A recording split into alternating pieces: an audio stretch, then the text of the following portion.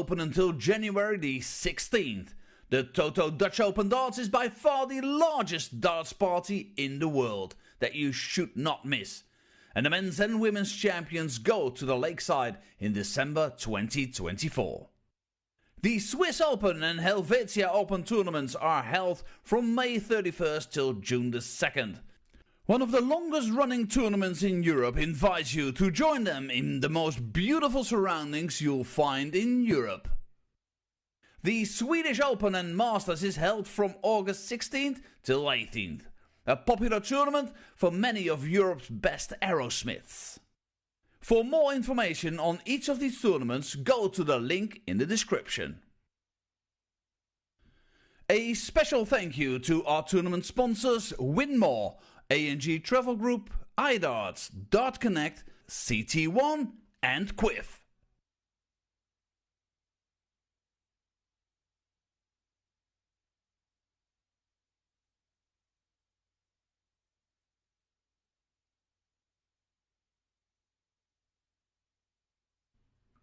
This program is brought to you by Benji Marine Engine Repair and Trading.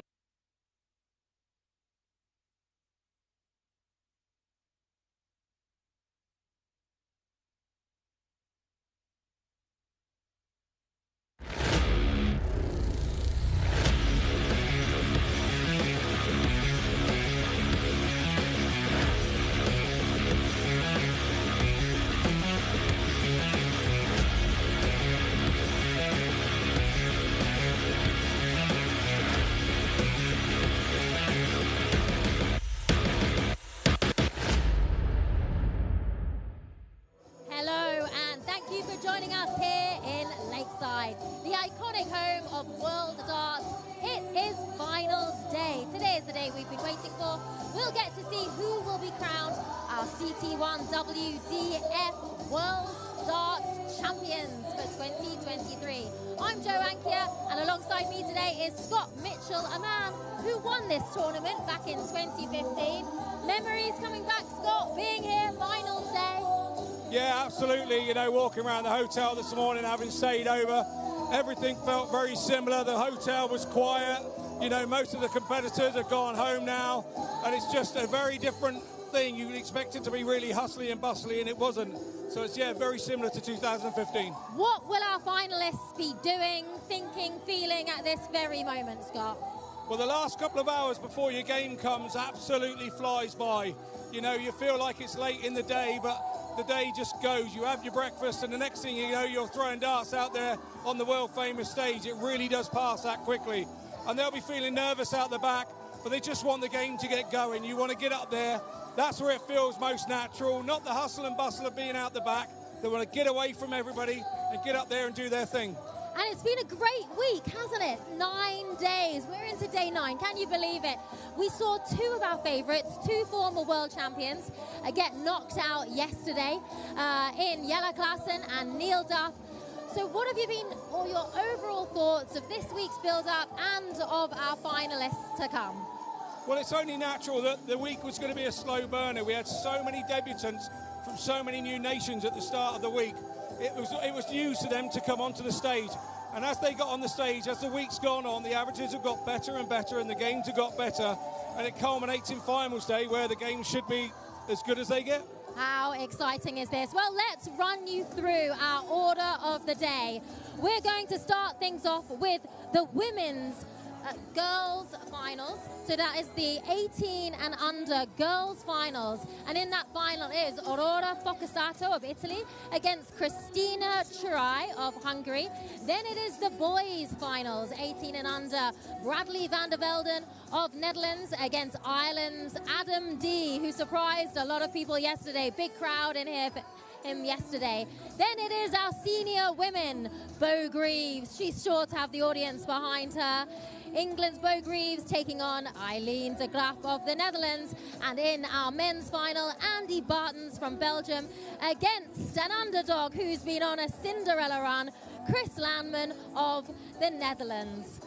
Wow, what a day we have to look forward to. Before we hand over to our girls finalists, a quick look at those under 18 women. So Aurora Focasato, she is the favorite from Italy, taking on Cristina Cerai. What do you know about them? What are you expecting? Well, it's quite strange actually, because Focasato has been doing some of the ladies series with the PDC, so she probably has a little bit more experience than the Hungarian girl, but she's higher in the rankings, in the youth rankings, than Focasato is. So it could be an absolutely magic game, because we don't really know what they're going to do when they go head-to-head. Indeed, that is true.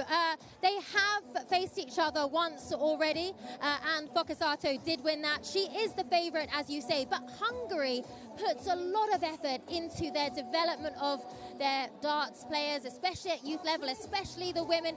So Cristina, she's going to have a pressure on her shoulders, isn't she? She is, but Cristina is one of those people that has come through. Hungary is an up-and-coming nation, and they are the only nation this year that had representation in all 4 events. The only country. So that shows how far they're coming forward as an up-and-coming darting nation, and they shouldn't be underestimated. So I know Cristina's holding a banner for a nation, but she should be proud to just be here, no matter how it goes. She is now paving the way for other girls. Indeed. Well, it's time to take you to the stage, and we will welcome to take us through today's events our Master of Ceremonies, Mr. Anthony Dundas. Ladies and gentlemen, welcome to Finals Day here at the 2023 CT1 WDF Lakeside World Championship, and it is time to crown a brand new Girls World Champion here at the home of World Darts. This is Lakeside!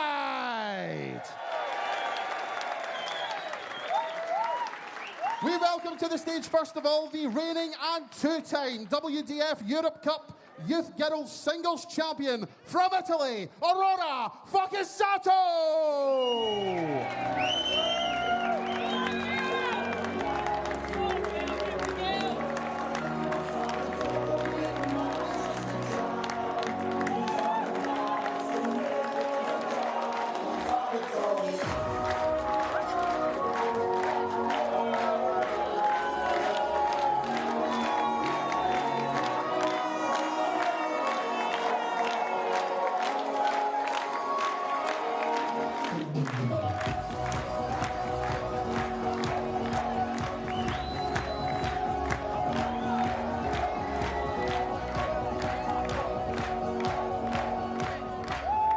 Her opponent is the reigning Balaton Classic, Budapest Classic and Budapest Masters Girls Champion from Hungary, Cristina Cerai!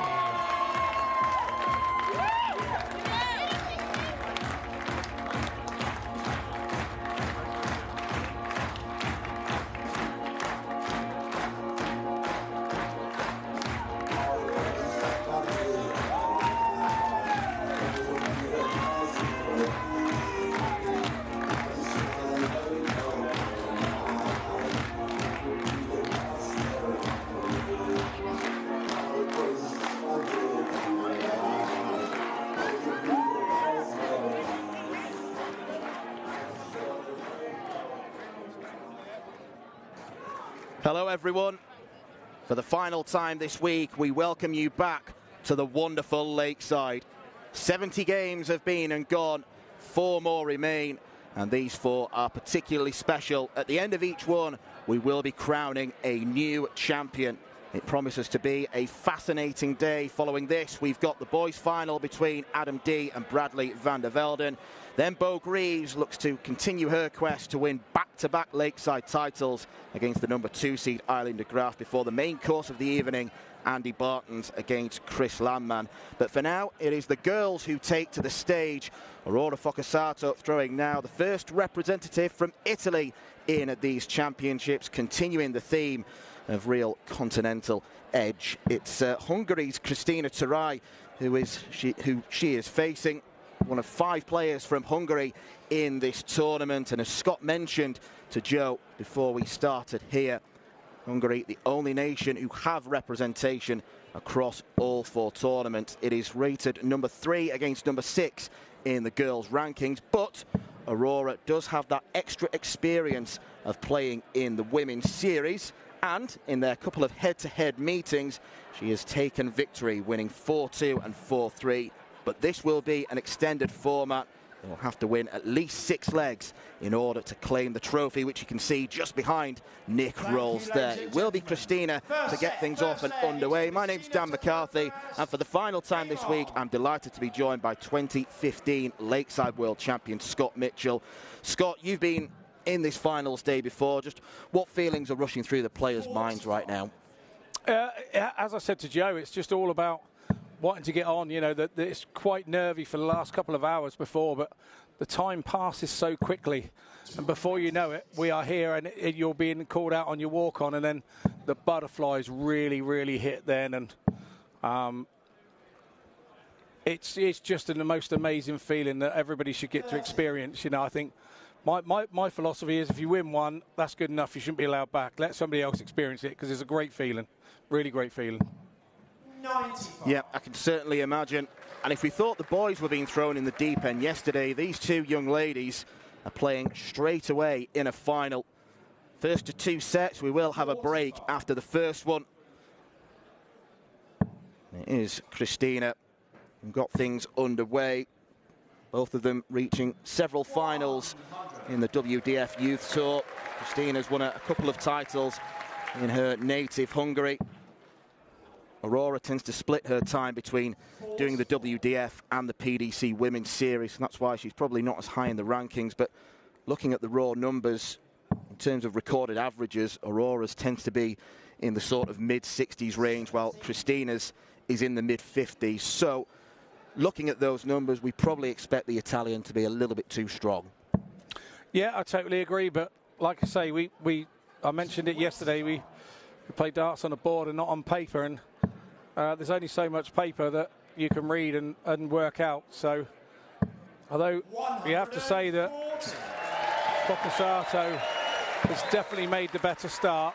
She's at a ton early doors, now 140. She looks to have settled nice and early. 45, Aurora, you require 123. Well, that was loose, but this can still go. There'll be some way to take out 1, 2, 3. Needs treble 19 for the ball, but with Christina a long way back. Will she go for it? 88. I think she was going for 10 to set up. I think she was 10-ing that up, yeah, without doubt.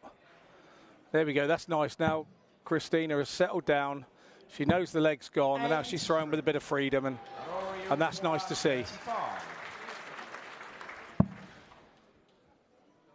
Double 16 then for a 20-dart break of throw. 3. Not to be this time. A few oohs and ohs from the crowd, but with Tarai back on 184, then she might even still. 30. No, she has left herself a shot, 32. but you expect Aurora to take this out.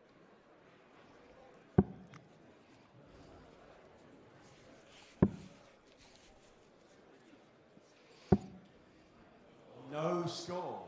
Well, it's a bust of score, but she's likely to have time. Christina isn't going to take out 154. 16. Very understandable that this is an intimidating atmosphere for these two. They'll probably have never played anything like it before. Yeah, exactly. And the pair of them being thrown in at the deep end, we're not having a semi-final on another day or anything like the boys have. So.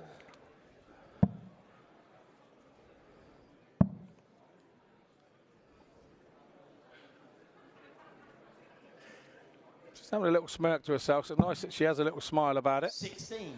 rather than upset herself about it. 16. It's early doors in the game.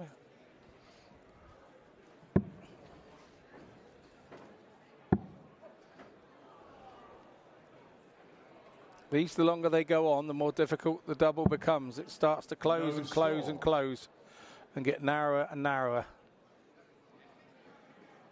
Christina, You see Aurora sort of putting her darts in her shirt to try and get some of the sweat off them. So tops up then for Tarai. She's having a real good look at it. Taking her time. 43.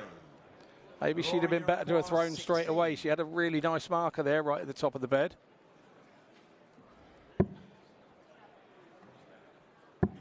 Game short on the first. Aurora Focasato does find the break of throw. Swoops in and says grazie to Christina. Both these young ladies looking to follow in the footsteps of England's Eleanor Cairns, who won the very first Girls' Championship here last year.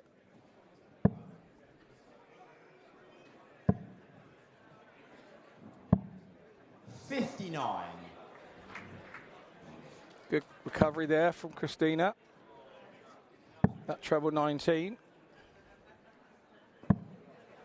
36. I think we had a shot at Dick Dastardly there. 95. Crowd always make this a big thing here. It's massive for the players to have such a nice crowd in like we've got today. 60. The moments when you need them to be quiet, they know you can hear a pin drop on the big moments. Such a knowledgeable crowd here at Lakeside. 95. Well, it's an early change of strategy for Christina, and it's certainly working, going down for the 19s.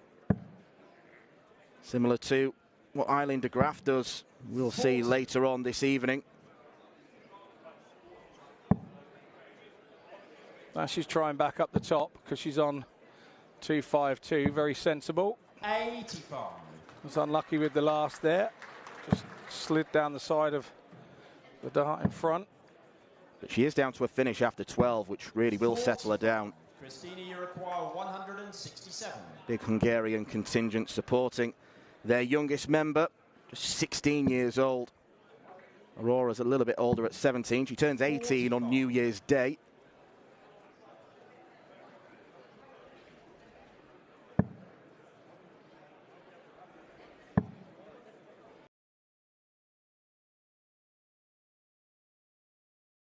Require 22. Yeah, very unfortunate there. It looked like that one was in.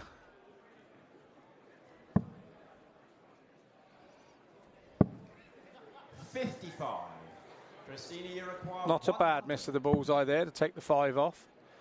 To leave the straight 120. 45. Aurora, you require 120.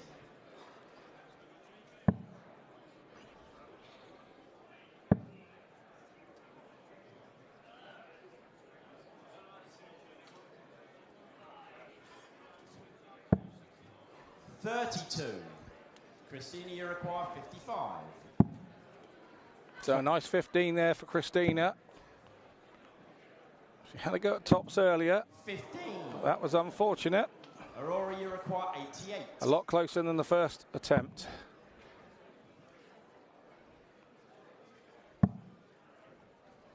Well, she went looking for at least a single 18 to leave a shot at bull.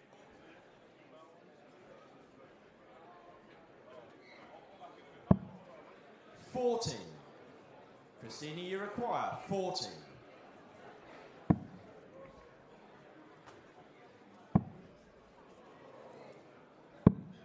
$8. Couldn't keep straight, and she has to split. You require 48. The 16s or 8s. She's gone for the 8 for tops. Game short on the second leg. Much more clinical. Aurora Focasato. Aurora Focasato, 2-0 up. Game on. Spoken often this week about players being flag bearers for their countries, and obviously Aurora is the first Italian we've seen in the venue this week.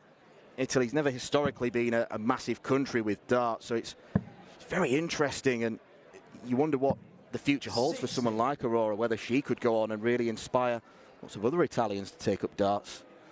Yeah, absolutely, and she's obviously got some talent. She's been picked up by a couple of 76. English sponsors, shall we say? You know, well, British companies in Wimore, one of the biggest darting companies in the world, and obviously JBD Sports Management as well, who have a team of a few players, Laura Turner included in those. 29. So if there's anybody to follow and for Aurora to be guided by, there's no better than probably Laura Turner to help her out. 55.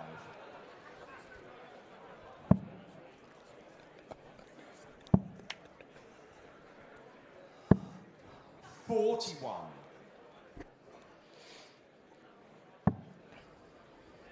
It's a very graceful throw that Aurora's got.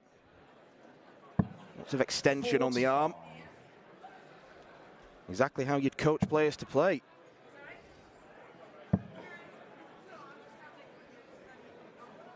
Terai having a little trouble here with the lateral drift to the one. 22. Her throw, she drops the elbow. She puts it up lovely.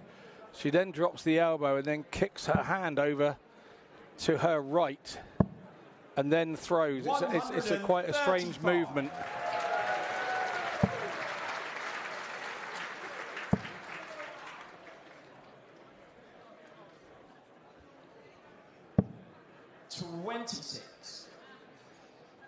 And at this point, I'd advise any youngster to try and take stock of what's going on.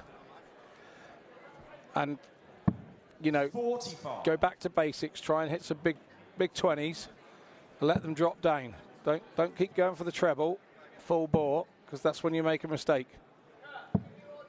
81. That was a good last start. 20. But she's a little way behind here in the third leg of this first set. 60. Well, this time with 120 in hand, she does stay straight, leaves a single to double. 47. Aurora, you require 60. Nice safe dart at 20. Well, that's very safe. Happy accident. And Aurora Focasato takes out 60, and in doing so, takes out the first set. She's got going much quicker than her Hungarian opponent, who has understandably struggled with a bit of lakeside nerves. But Aurora Focasato is halfway towards victory in the WDF World Championship for girls. She is one set up against Christina Terai.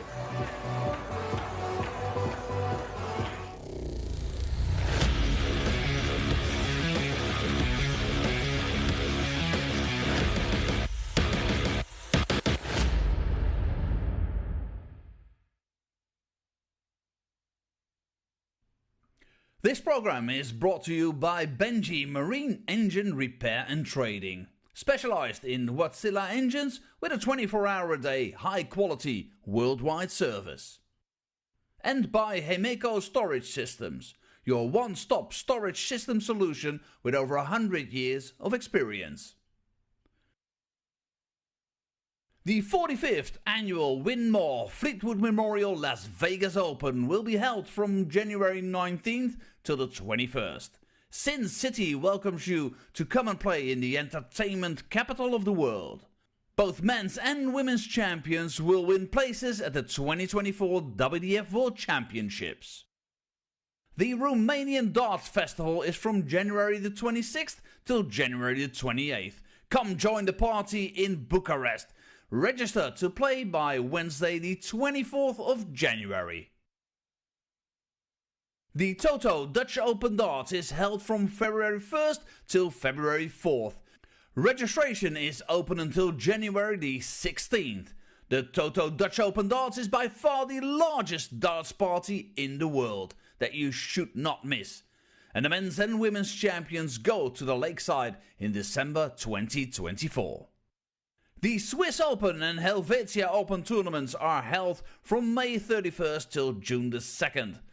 One of the longest running tournaments in Europe invites you to join them in the most beautiful surroundings you'll find in Europe. The Swedish Open and Masters is held from August 16th till 18th. A popular tournament for many of Europe's best aerosmiths. For more information on each of these tournaments, go to the link in the description. A special thank you to our tournament sponsors Win More, A&G Travel Group, iDarts, Dart Connect, CT1 and Quiff.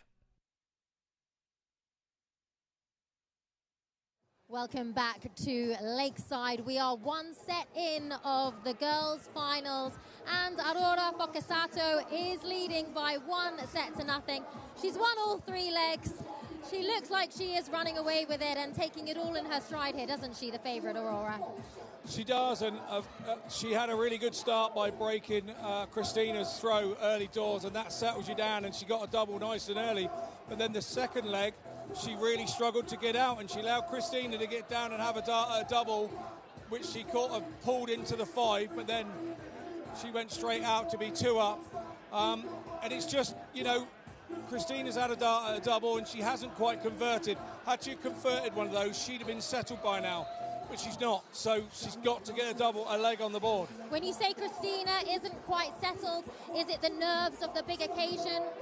Yeah, definitely, because obviously Aurora's played in the ladies series, so she'd have been playing the likes of the big names in the ladies game.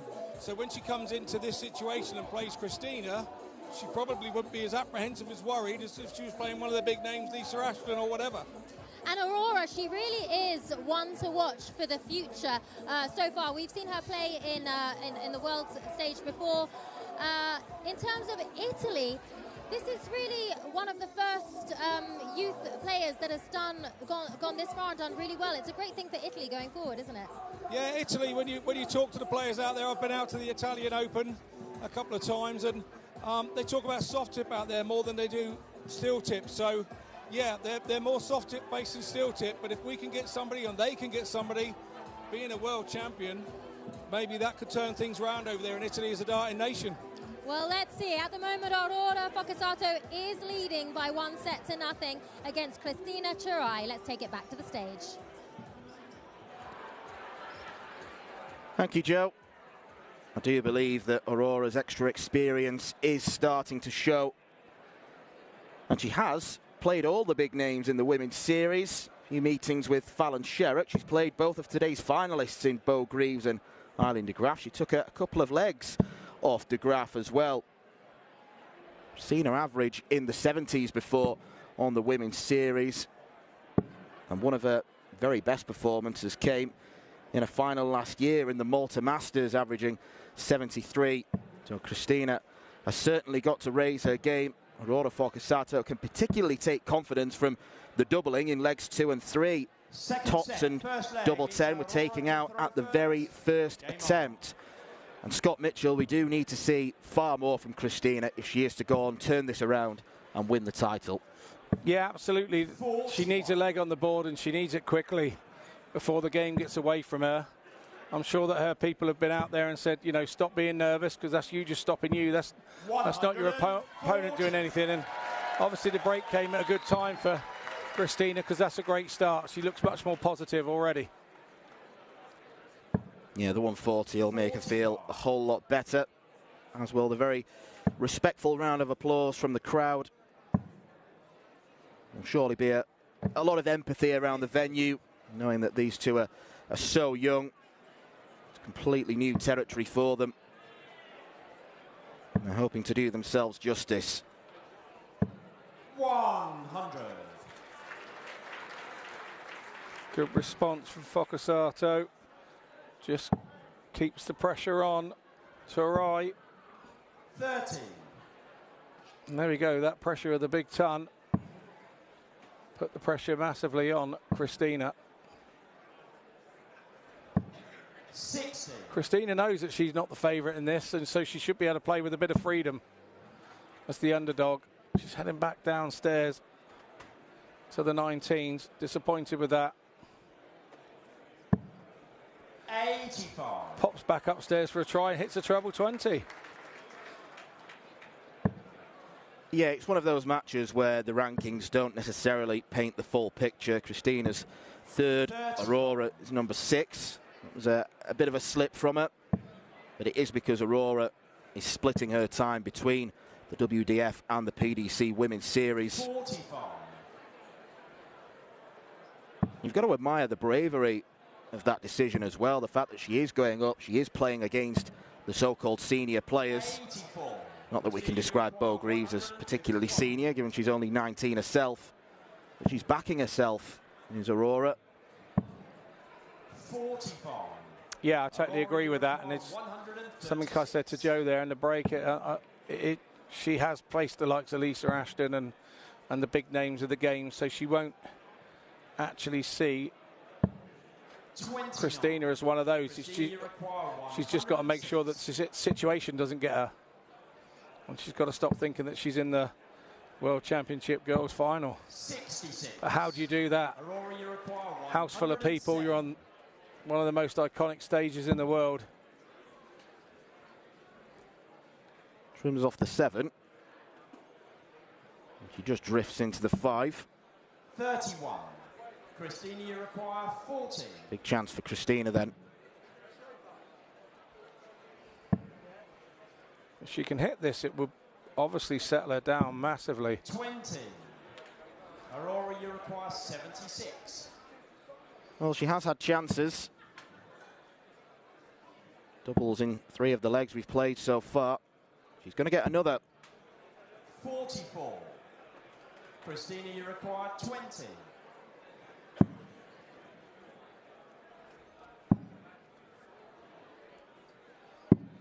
Game shot. She does sneak one in.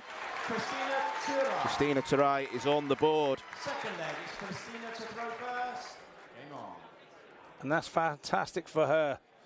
She knows that she's come in out and she's hit legs on the big stage. 24. It was almost an eye roll celebration, though. Yeah, it is. More in a manner of, well, finally. Yeah, absolutely. 140. But Focasato there goes straight back in and now keeps the pressure right on her. It was a breaker throw for Turai as well. 30. So she would wanted to hold her throw here, but Aurora seems to be getting to grips with what's going on here. 140. Crowd enjoying it. Loving seeing these girls getting their chance. They're really enjoying that. And I like the concept of a finals day and all the finals on one day. I really like that concept. 55.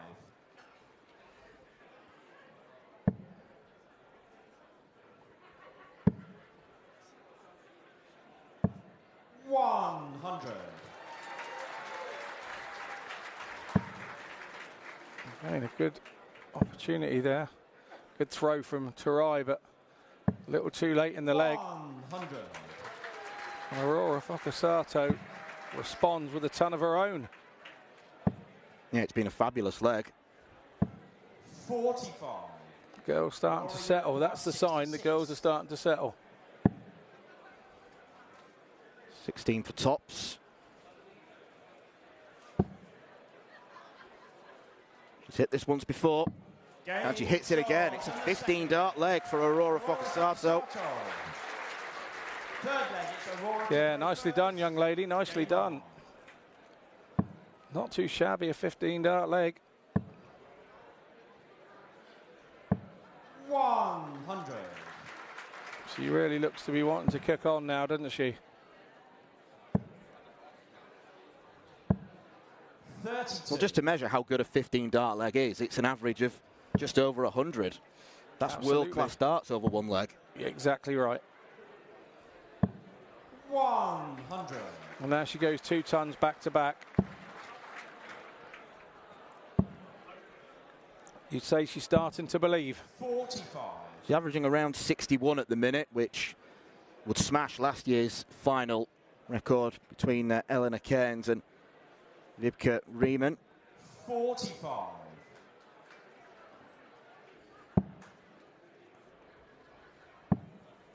Both of those average 52. 32.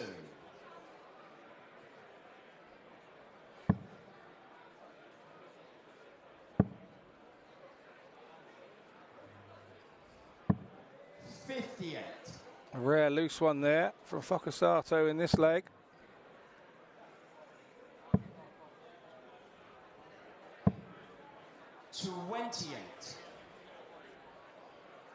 Turai throwing visibly quicker now.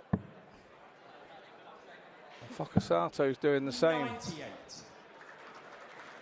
Nice little setup there for a two-darter. Tarai's gone off down to the 19s to try and find some 57. success. Aurora, you require 100. Like I said earlier, these girls, it's their first game up there. It's not like they've had a semi-final first.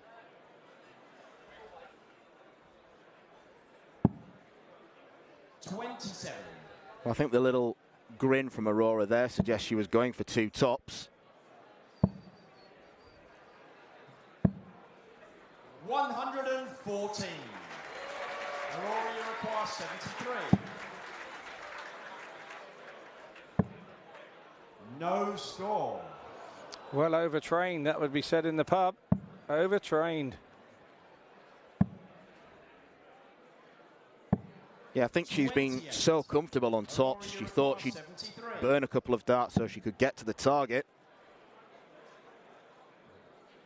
That leaves double 17. Chooses to split. Now double 14. 45.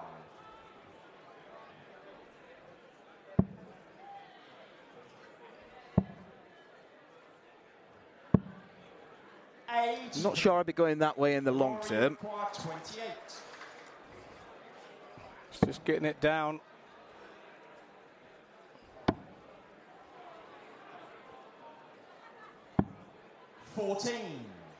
Christina, you require 82. You have to say Focusato there stayed safe. Ball for 32.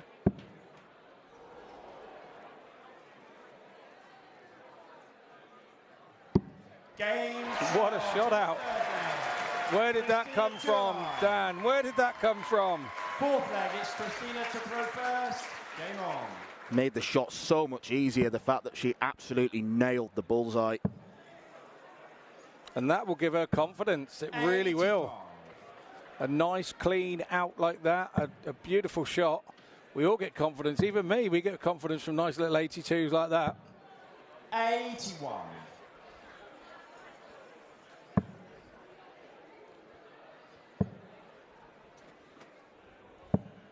$85.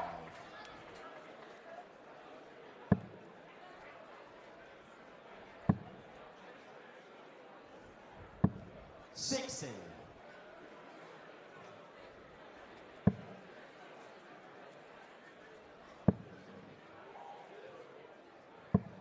81.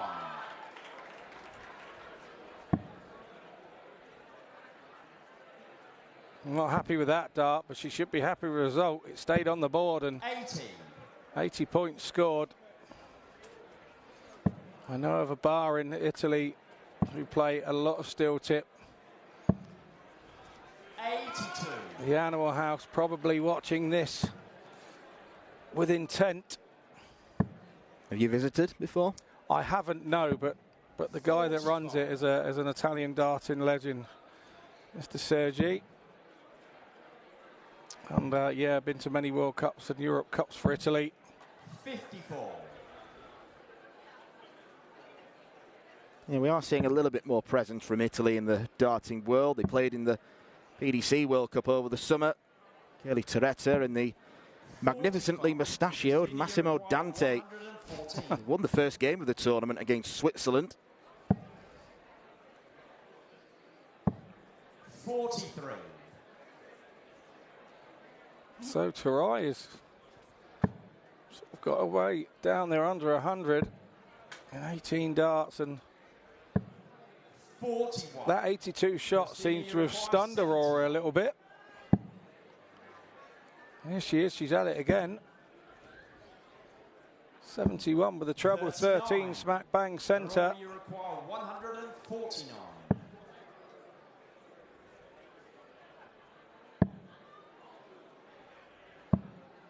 43. Christina, you require 32.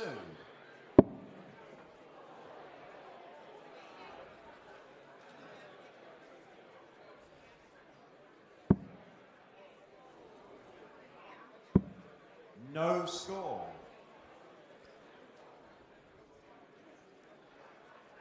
I think the first dart bouncing off the board just You require unsettled her a little bit.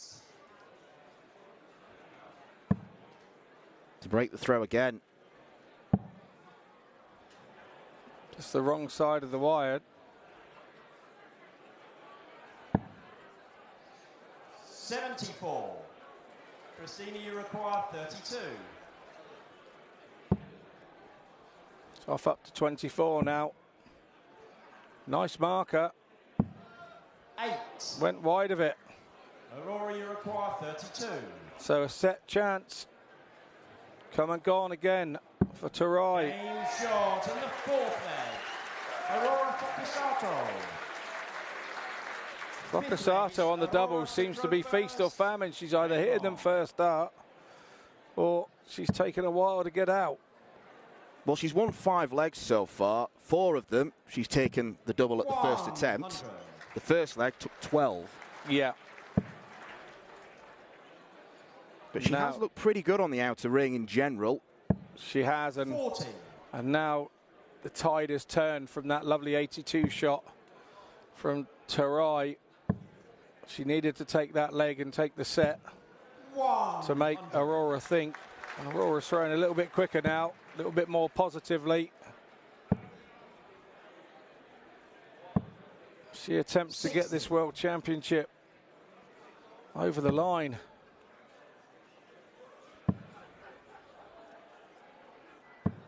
$100. 3 tons on the trot. That is tidy, tidy darts. She jumps out the way there, trying not to get in Christina's way. 32. And you have to say the writing's on the wall here. There's something strange happens. 45.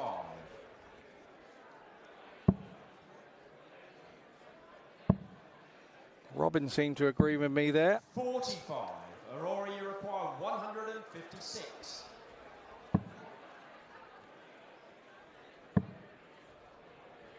She'd be more than happy with a straight ton there. 60. Even the 60's enough. Turns the corner.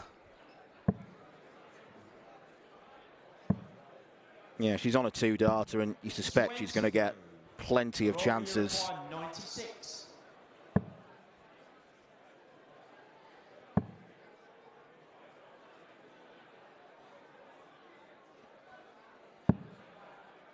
$31.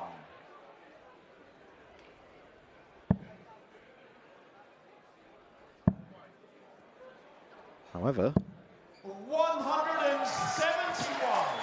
well, that is some way to sign off if Aurora can take out 65. That's a 7. So this is for the championship. 45. Christina, you require 130.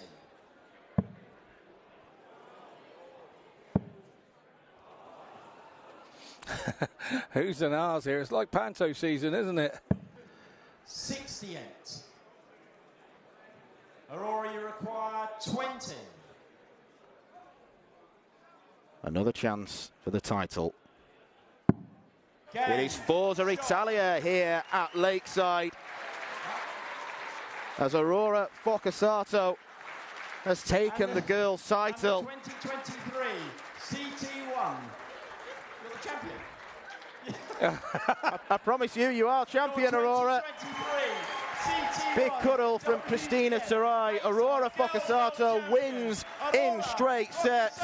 She is the second young lady to take the girls' world title after Eleanor Cairns last year. And it was a lovely dart at double 10. She was more consistent than Christina, particularly on the doubles and the scoring. She was getting herself down to finishes more regularly. The first of 4 titles is going to be dished out to Aurora Focusato. Applause for your finalist from Hungary, Christina Tarai.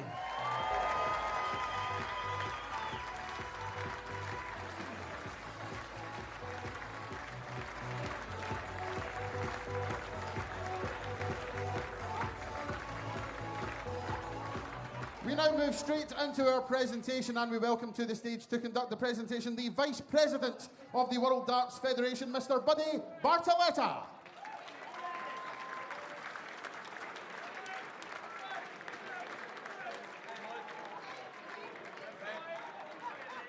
And now receiving £2,000, the wonderful Champions Trophy, and most importantly, the title of CT1 WDF Lakeside Girls World Champion, Aurora Fukasato!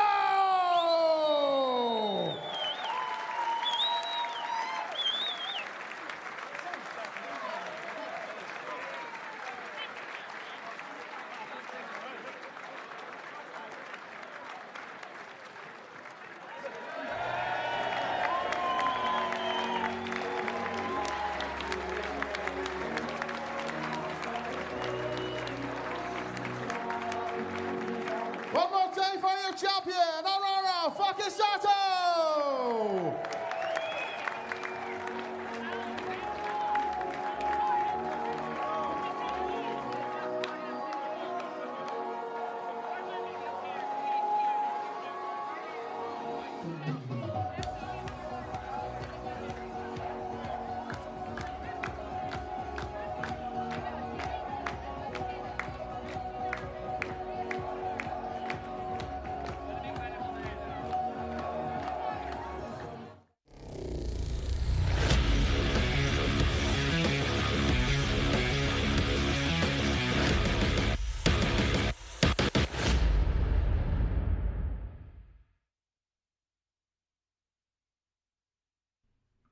This program is brought to you by Benji Marine Engine Repair and Trading, specialized in Wärtsilä engines with a 24-hour-a-day, high-quality, worldwide service. And by Hemeco Storage Systems, your one-stop storage system solution with over 100 years of experience. The 45th annual Winmore Fleetwood Memorial Las Vegas Open will be held from January 19th till the 21st. Sin City welcomes you to come and play in the entertainment capital of the world. Both men's and women's champions will win places at the 2024 WDF World Championships. The Romanian Darts Festival is from January the 26th till January the 28th. Come join the party in Bucharest. Register to play by Wednesday the 24th of January. The Toto Dutch Open Darts is held from February 1st till February 4th. Registration is open until January the 16th. The Toto Dutch Open Darts is by far the largest darts party in the world that you should not miss. And the men's and women's champions go to the Lakeside in December 2024. The Swiss Open and Helvetia Open tournaments are held from May 31st till June the 2nd. One of the longest running tournaments in Europe invites you to join them in the most beautiful surroundings you'll find in Europe.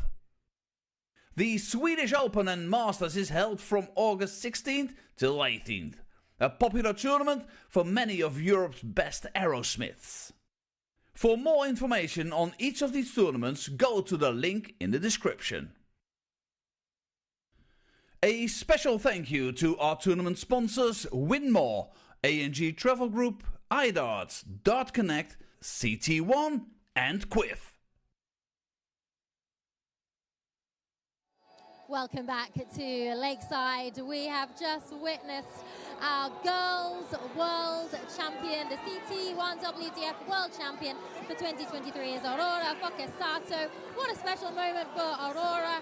The second time we've seen a girl 18 and under lifting that trophy, £2,000, but more importantly, what a great milestone for her for the future. Yeah, absolutely. It's great for her. Good for Christina as well, because she came back in that set and was leading it 2-1.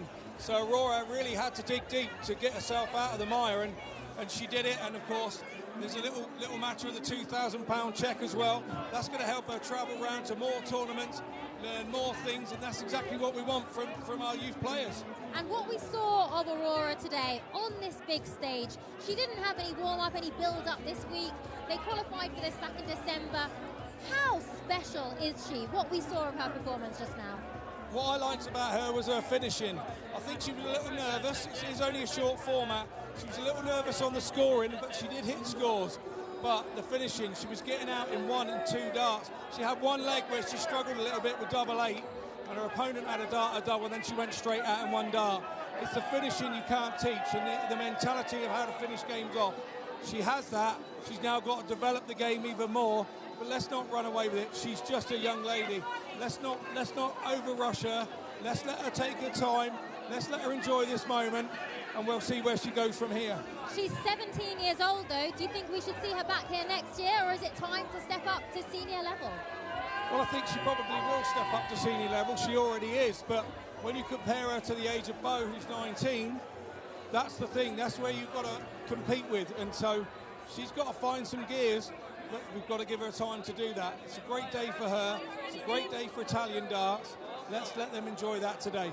Indeed, and just very quickly on Christina Chirai, as you mentioned, she really came out fighting in that second set, didn't she? Great for Hungary as well. Absolutely, she had a lovely ball, double 16 finish, which kind of settled her down, but then she was unable to hold the next throw to take the set, and I thought she would with momentum. But for Hungary and Hungarian darts, this week has been magic for them. 4 representatives in each one. They've had 5 representatives here all week. It's just unheard of for such a small darting nation, and they'll soon become a big one if that keeps happening. However, they're number 1 in the world at the boys level. Andras Borbeli got knocked out yesterday in the semi-final.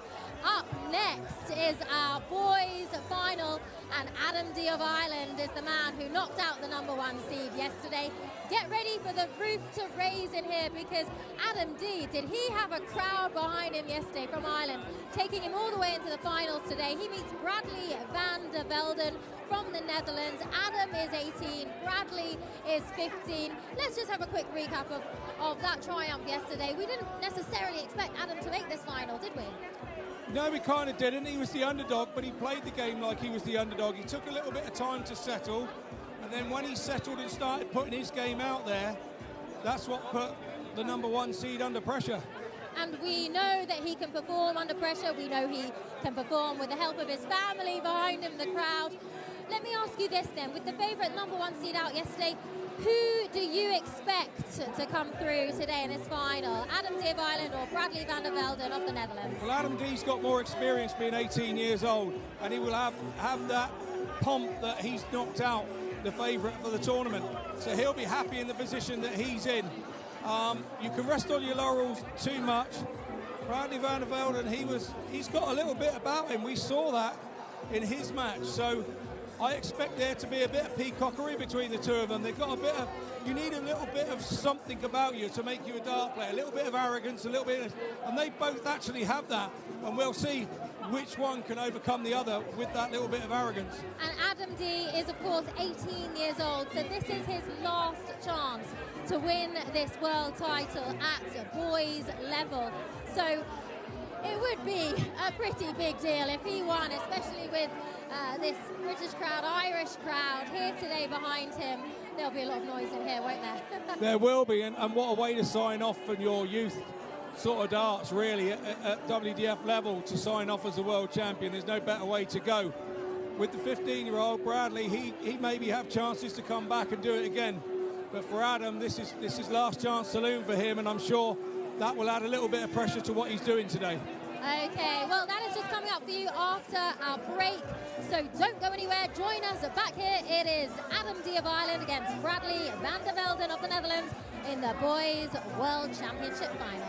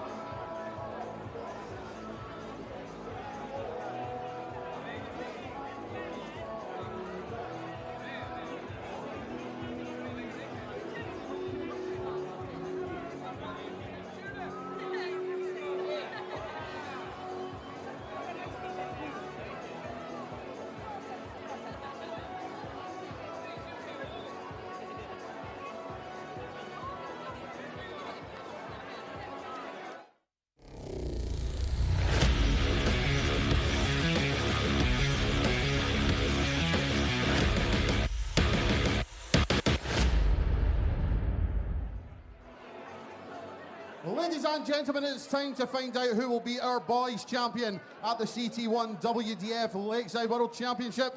And we welcome to the stage, first of all, the World Open and One More World Masters boys semi-finalist from the Netherlands, Wolfpack, Bradley van der Velde!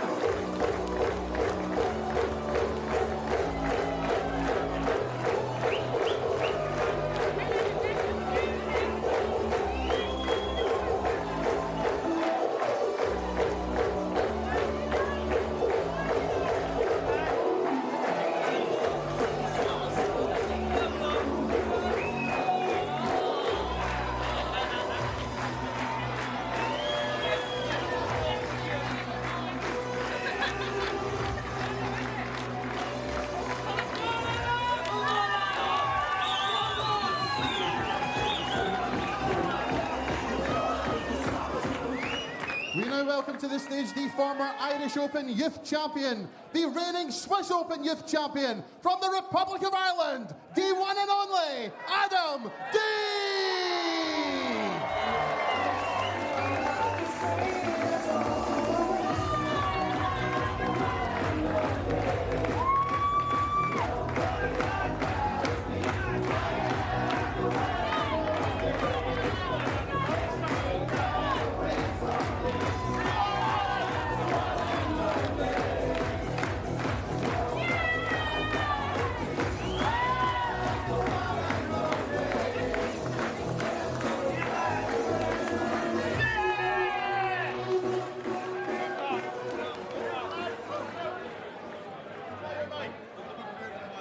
Aurora Focusato, the first Lakeside champion of 2023, beating Christina Terai in straight sets. Now it's over to the young lads, and Bradley van der Velden of the Netherlands takes on Adam D of Ireland. It was a largely straightforward task for van der Velden in overcoming a below-par Mats Theobald in straight sets. Adam D had to do things the hard way against the Hungarian #1 seed in the boys' ranking, Andres Borbeli. He's 3 years the senior of van der Velden, though he certainly doesn't look 15 years old, the young Dutchman. Adam D, comparative veteran at the age of 18. He's got a couple of titles in the WDF circuit to his name, the Irish Open and Swiss Open this year. Van der Velden's best effort before this weekend was a semi-final, so he is playing in a very first final. It promises to be a lively contest because Van der Velden doesn't lack confidence. The little wink to the camera suggests exactly that. And Adam D is going to have raucous support behind him. There is a large Irish contingent near the back of the venue, which will be certainly roaring Adam D on. Scott Mitchell is with me in the commentary position. And Scott, we were talking about this game off there just a few hours ago, and you're predicting a bit of, in your words, peacockery up on stage. Yeah, they've both got a little bit about them, haven't they? They've both made the final, and you need a little bit of arrogance, a little bit of overconfidence. You need a bit of that to be able to play. Everybody's got it in them. Some people choose to keep it inside. Some people let it out when they're hitting doubles and things. And these two lads like to give it a bit when they're hitting doubles. So whether that will affect each other, we will only wait to find out. But they're two classy youth players, and I'm sure we're going to see more of them after this. Nearly identical averages they threw in their semi-final matches, both at 74. And they've played 58 once between each other before. That was in the Boys World Masters in December last year. Bradley van der Velden beat Adam D with averages of 74 58 and 73. So that's where we expect them to hover.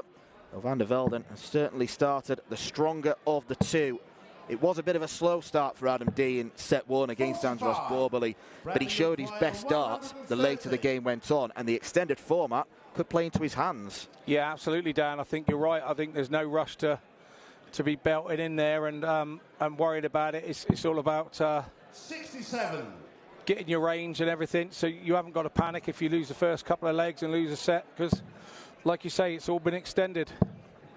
57. Bradley, you require 63. Yep, first to 3 sets. There will be a break after the second one, and Van der Velden had the chance to get a 17 darter. Couple of loose ones though.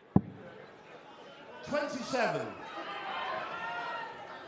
He's left 36, which obviously is his favourite double. 96. Bradley, you require 36. First big treble for Adam, but it might come too late in this leg. And it does. Bradley Van der Velden. Second leg, Adam throwing first. Bradley Van der Velden actually before the game and about an hour or so ago when we were in the back room before we came over to our commentary position, he was having somebody was marking a game. One of the Dutch contingents were here marking a game between himself and Aileen de Graaf. 41. They were warming up, doing varying sorts of practice games and what have you, and then ended up with a best of 5 game by the looks of things. So, which I think Mr. Van der Velden won. Or Aileen was being nice and getting his confidence up, one or the other. 100. We don't know. Well, I'm sure if he did win, it would have been a bit of a confidence boost for him coming on stage. The first of 3 Dutch finalists we've got today. The aforementioned Aileen de Graaf takes on Bo Greaves, and then Chris Landman faces the #1 seed Andy Bartons in the men's. But it's all about Bradley Van der Velden right now. 60. He's carried himself really well throughout this tournament.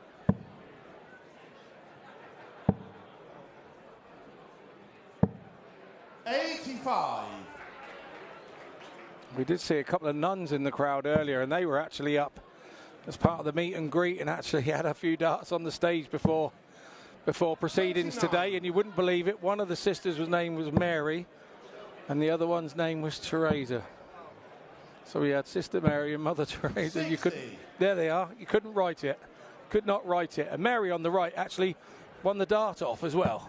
So there's another winner we've had here today at the Lakeside home of the World Championship. But you did hit the highest score, so that's your second Lakeside title, shall we call it? Oh, don't. You don't have to mention that. Please don't, but thank you.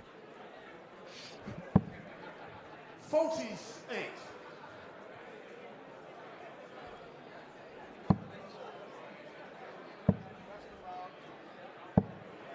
45. Adam, you require 90. So Adam D here with the first chance to break back. Will he go another single 20? Lost his way a little. 50. Got there in the end. Require 129. Treble 20. Leaves a shot at the bullseye. 104. Adam, you require And what a good 40. attempt that was as well from young Bradley. Remember, just 15 years old. 20. Bradley, you require Not to be for 25. Adam D this time, so can Van der Velden tidy this up? Double 5. 20. That completely threw him off course, the dart at treble 5.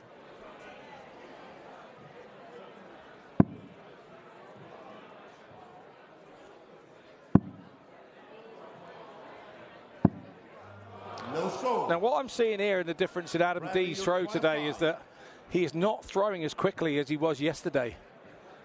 He's trying to pick the dart, trying to make it go. And that allows Bradley Van der Velden to come back at a double. And he had no worries about giving anybody else a second chance. Well, there's no need for Adam to panic because he can rely on the fact that he won from coming behind yesterday. He'll be disappointed to lose that leg though, Dan, because he was, you know, down on 90 and his opponent was 26. up over 200 at the time. So it's sort of been robbed by Bradley because Adam just couldn't get sorted on the outer ring. 85. And again, now getting into the point where you need to get that first leg on the board nice and quickly to settle yourself down. 82.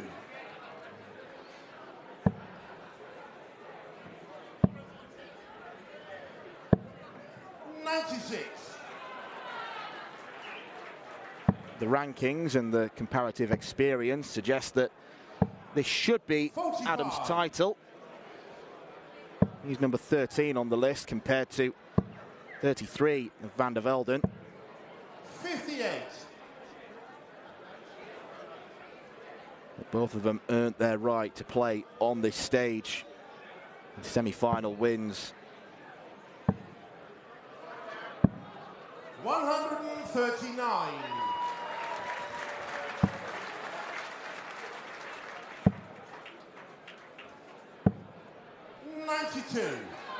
Good use of the board there, good number counting from Adam D. Leaving himself 170. Yella Klaassen had a few attempts at that last night. Was unable to convert. Can Adam D have more success?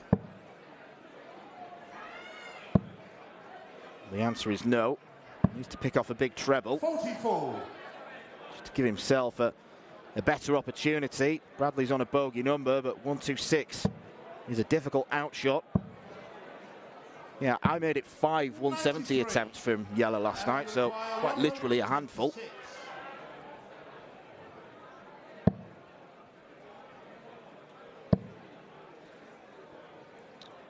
Wrong side of the wire.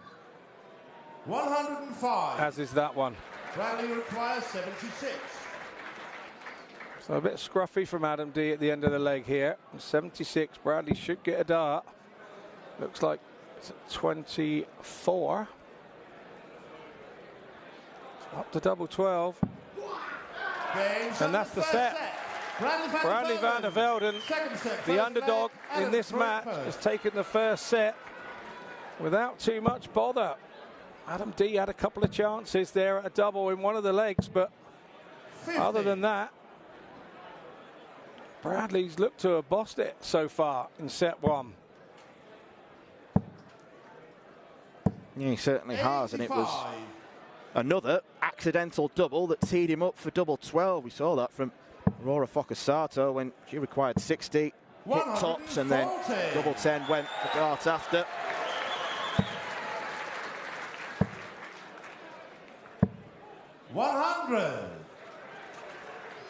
Like you say, Adam D's got the throw on this occasion for this set. So he should be favourite for the set. So there's nothing really to panic about after losing set one. You've got to back yourself to hold your own throw. 56. In which this set he would have 3 legs should it be needed. But he will start the match. Start the leg, sorry. 45. He's very typical of a young Dutch darter, is Bradley. Throws them very fast, can sometimes be a little bit wild. 140. And the added bonus that he walks onto hard techno. And he enjoys it in a treble. He lets everybody know when he's hit one. Adam's going to enjoy hitting 3. Bradley require 120. First time the placards have been raised this evening.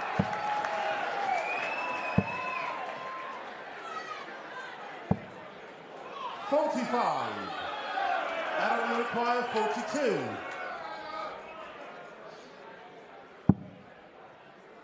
Double 18. And Adam D registers his first leg of the match. I suppose he won't want to make it a habit, having to come from behind, but he does seem to respond well. Yeah, he does. It's like it wakes him up, isn't it? 44. Now he's had a big win. Killarney Darts Festival beating James Hurrell in the early round, so we know we've got the pedigree here with Adam D. I remember James Hurrell actually tweeting about how well he had played 58. and what a talent he was.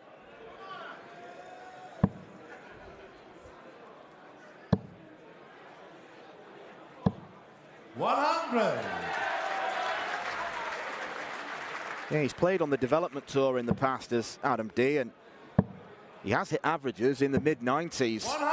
Clearly a lot about him. But you can say the same for Bradley. 100. He's looking to follow in the footsteps of Keane Barry, 59. who was the Irish boys champion of 2020. And he's not gone on to achieve bad things either. 96. No, he's got away with it and he's done all right. Another absolutely fabulous lad, Keane Barry. 140. Adam, you require 145. Did you ever have any matches with him when you were a tour card holder? Yeah, I think he beat me up. 85. Yeah, I think he beat me up good and proper. Bradley, you require 100. Well, that's the one I remember anyway. You always remember the ones where you get beat up. 60. Adam, you require 60. So it's double top then to go 2 up in set 2. 21. Bradley, you require 40. Dragged low and to the right. Oh, the first one was a hindrance to him, wasn't it? Its position. That one's bent the wire. 35. Adam, you require 39. That one will have bent his head, it was that far away.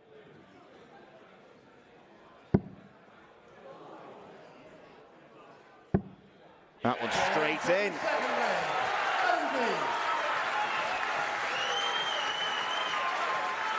Third leg is Adam control first. Game on.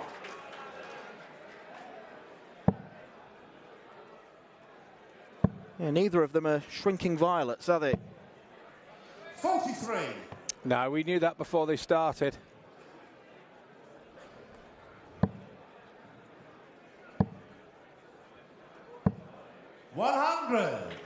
Yeah, good last start there from Van der Velde, and that would have been easier to miss that treble 20 or have a big deflection rather than hit it. So he did well there to hit that.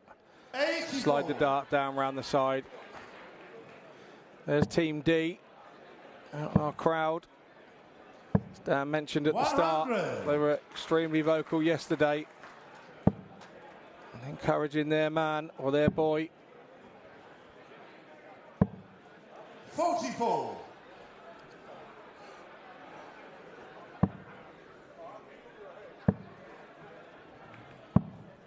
57.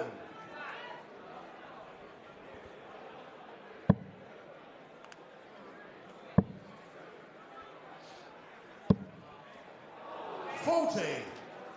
Adam D's throw is under threat, particularly if Bradley can land something big here.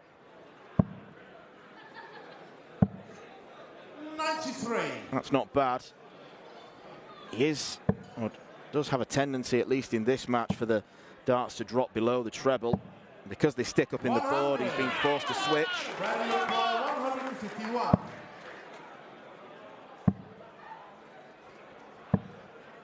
81. No finish for Adam D after 15 darts. 68. Bradley, you require 70.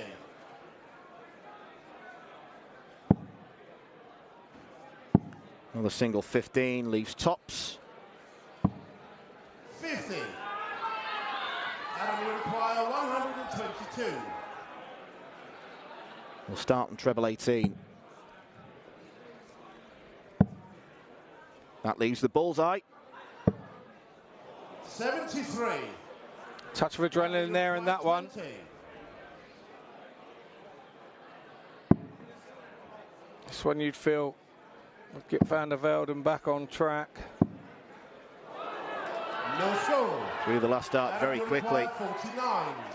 Tried to get a rhythm, didn't he? Hits the 9. This is for the set. 29. Bradley, you require Well, 20. as they say in Ireland, those last 3 darts at double will have made Adam D boke.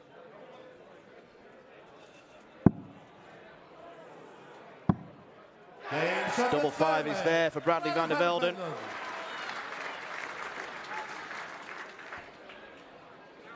And the plus there for Bradley Van der Velde is that he now has the darts in the next leg. Game on. And the chance to go 2-2 Send us down the last. 96.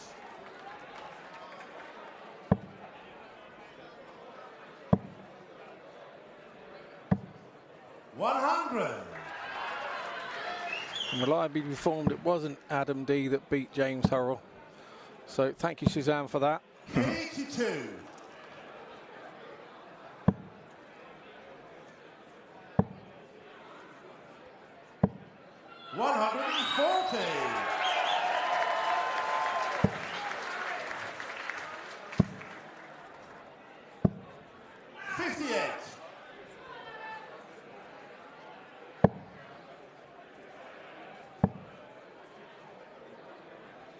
Should go for the 19s. 94.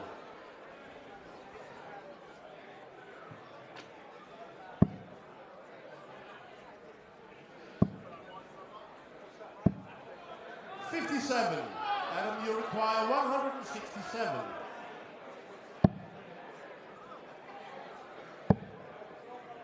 When the old Rob Crossway on 167. 47. He tends to start on the treble 19, so he's climbing up the board. 96. Adam, you require 120.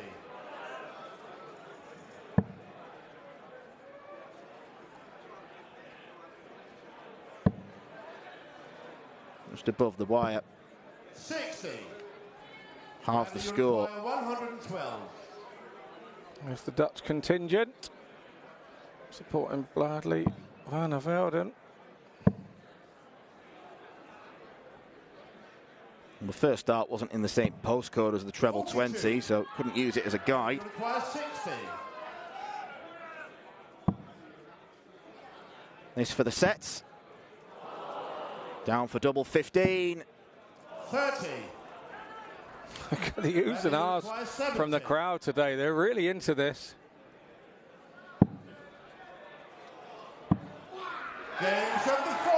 So, a lovely 70. It was clean, nice and clean.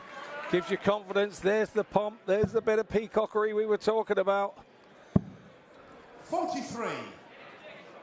Now he's got to get his head all sorted.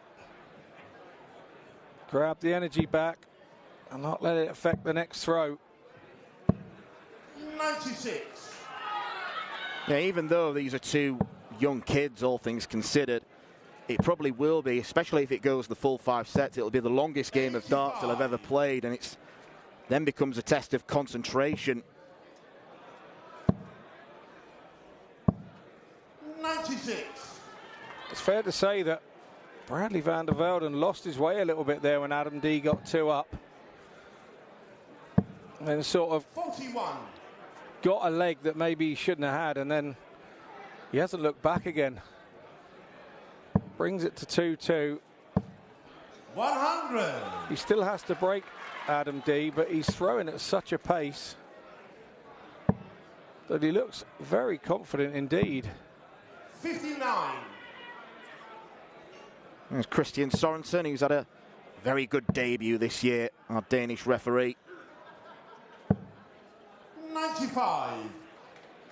Yeah, refereed at the WDF World Cup as well in Denmark, in Esbjerg, or Esbjerg as they call it out there. You require 114.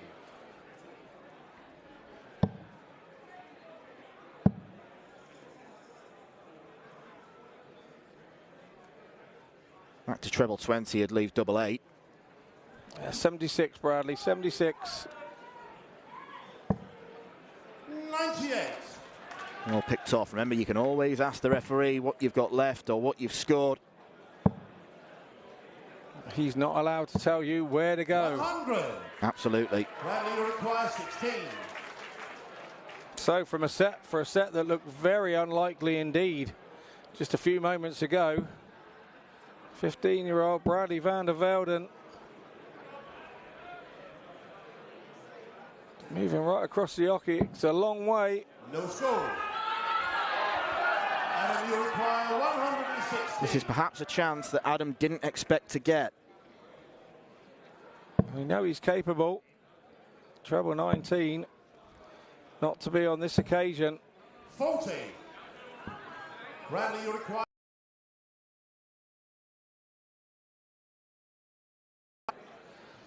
Just wipes his hand on the towel. And his shirt.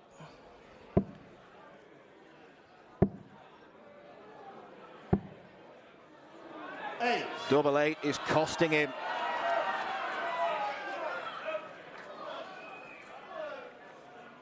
All things going well here. Adam D should get a double. He should get one minimum.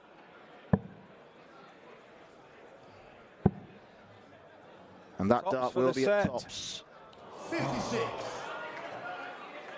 Bradley, you require 8. Continues to chase around. That's 9 darts, I think, now for the set.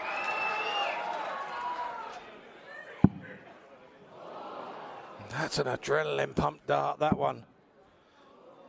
Good marker, moved right across. 13. Just inside. Bradley, Now, you require 2. Van der Velden will be ruined leaving that double one. A nice little ghost throw there to remind himself to throw it right. No score. You don't want to be walking to the board with 2 darts still in your hand, do you? Because they count on the finishing and on the average. No score. Nervy moments. I think both players know how big a moment this is in this game. They both know that this is a massive moment in this game. Well, Adam will exit the stage absolutely furious with himself if he goes on to lose because he was 2-0 up. And yet he has cost himself. Bradley van der Velden is 1 set away from becoming the boys' champion of 2023. And Irishman Adam D is going to have to pull off another Houdini act if he is to scoop the title himself. The 15-year-old is in the box seat. Bradley leads Adam D by 2-0.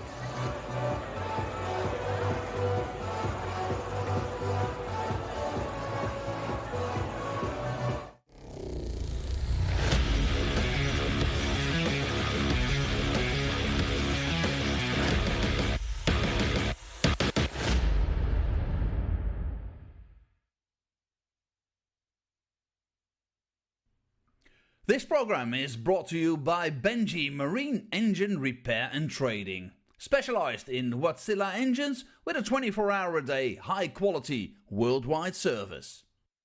And by Hemeco Storage Systems, your one-stop storage system solution with over 100 years of experience. The 45th annual Win More Fleetwood Memorial Las Vegas Open will be held from January 19th till the 21st. Sin City welcomes you to come and play in the entertainment capital of the world. Both men's and women's champions will win places at the 2024 WDF World Championships. The Romanian Darts Festival is from January the 26th till January the 28th. Come join the party in Bucharest. Register to play by Wednesday the 24th of January. The Toto Dutch Open Darts is held from February 1st till February 4th. Registration is open until January the 16th. The Toto Dutch Open Darts is by far the largest darts party in the world that you should not miss.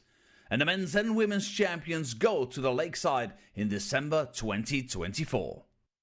The Swiss Open and Helvetia Open tournaments are held from May 31st till June the 2nd. One of the longest running tournaments in Europe invites you to join them in the most beautiful surroundings you'll find in Europe. The Swedish Open and Masters is held from August 16th till 18th. A popular tournament for many of Europe's best aerosmiths. For more information on each of these tournaments, go to the link in the description. A special thank you to our tournament sponsors Winmore, A&G Travel Group, iDarts, Dart Connect, CT1 and Quiff. Welcome back to Lakeside on finals day for the CT1 WDF World Championships. It's 2-0. Bradley van der Velden from the Netherlands is leading over Ireland's Adam D. It wasn't expected given Adam's fantastic performance yesterday. What's going wrong for Adam today? Well, Adam's made a slow start today. You know, Bradley's took that first set really unopposed, 3-0. And then you think, well, here he comes now. He's gone 2 sets up in the 2 legs up in the second set, and you think, well, here he comes. He's finally turned up to the party, and then he's made a few mistakes after mistake. And that last leg at 2-2 was such a nervy leg for both of them that they knew how important it was. Adam D, even though he played terribly, if he got that leg and got back into it, he'd have been a different prospect from now on. The fact of the matter is, Bradley had enough darts at it and got it, and now he's the man that's 2-0 up and feeling much the happier of the two. Yeah, it was absolute agony watching that last leg, and even the leg before it. It seems like there have been a couple of real crucial points that Adam D has missed. Can he turn this around? What does he have to do? Well, again, thank goodness it's gone to longer sets. He'll be pleased with that, the fact that that is, otherwise he'd be out of there now. So he's got to now come out. He's done all the trying. He's done all that trying to live up to the crowd. He's done all that throwing with his arm tight. He's done all that being nervous. He's got to forget all that now and just go and play his game of darts and get his head on. And Bradley, 15 years old, sensational performance on the big stage. His head is well and truly on. He's up for this now. He feels he's dodged a bullet in that last set to get it, and now he feels it's just a homeward run. So he'll be really confident now going from the break. Okay, well, it's 2-0. Bradley van der Velden from the Netherlands is winning, but it is a best of 5. Let's see what happens next. Thank you, Joe. Well, Adam D has just got to take some heart from the fact that he came alive after the break yesterday. He went 1-0 down against Andras Borbeli. However, he's probably going to have to rely on the luck of the Irish here to overturn this 2-set deficit. It said something about the lack of D scoring power in the 5th leg of the second set that Bradley van der Velden was allowed 12 darts at a double before he then finally hit the much coveted double 1.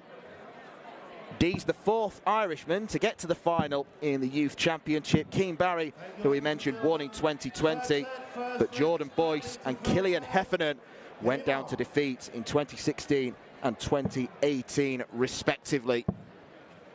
It is going to take something very, very special indeed for the young Irishman to get back and win the title against this precocious Dutchman in Bradley van der Velden.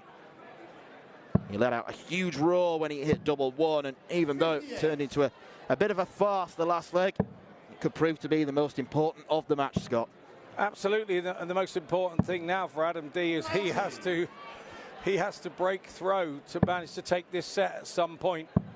So he will be more concerned. It was just losing your set early doors there on your own throw when he had so many chances to make sure he went in at 1-1. But he looks now to be sort of getting his head down, throwing a little bit quicker. His people would have been in his ear out in the back room, trying to calm him down, trying to say that there have been some good things in that first 2 sets. But when you're the player, you could only remember the bad things. 59. Yeah, it's something that these lads have got to get used to if they want to play darts at the top level. They've got to get used to overcoming setbacks. The reason why they're in this position is because they normally win more often than not, better than their peers. Just when they all come together, someone is going to taste defeat, and it's about how you react to defeat and how you react to setbacks.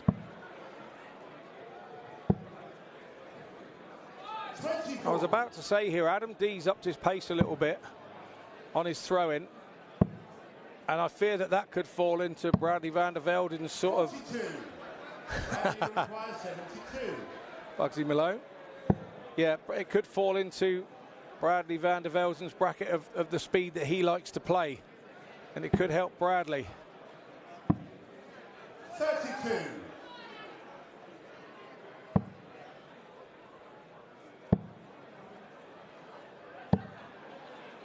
61.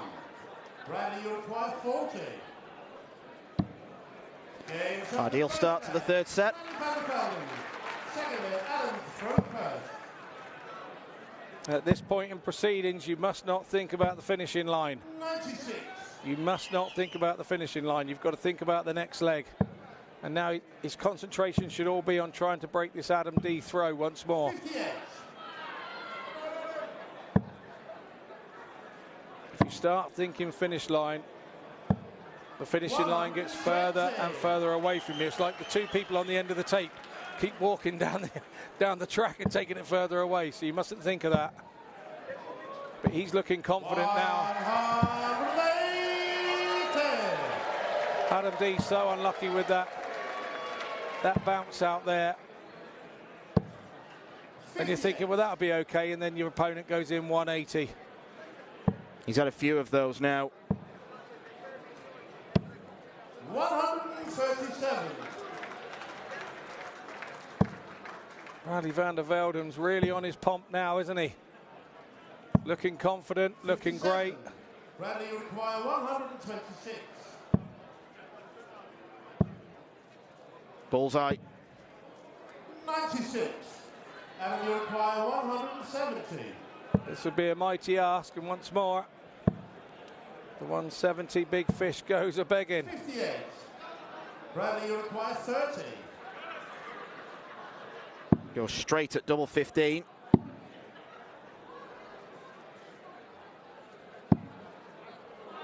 That one actually kicked out of the way nicely for him. The second dart, but unfortunately, it's 112.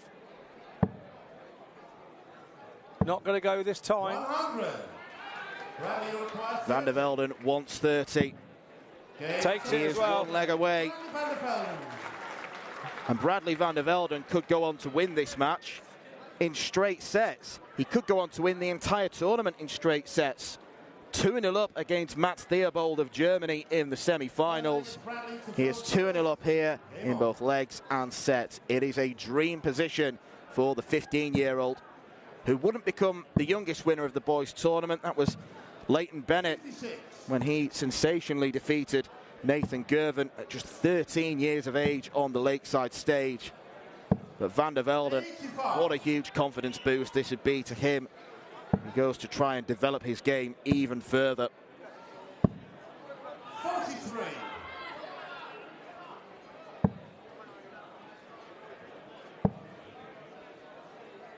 Now if Adam D's to get back in this game, he's going to have to break Bradley van der Velden twice.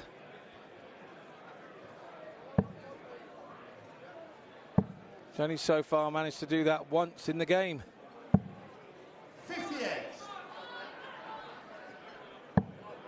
Back in set 2. 59.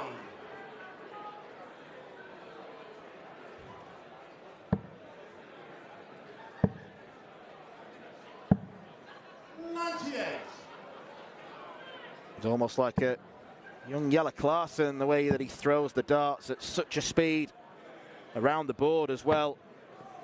80. The bounce outs keep coming for D.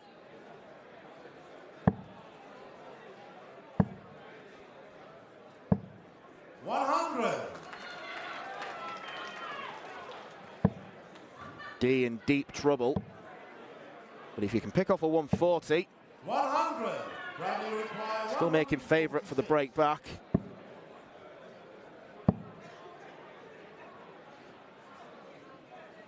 .76 left. 90. So pressure asserted now on Adam D. He should get a dart at it.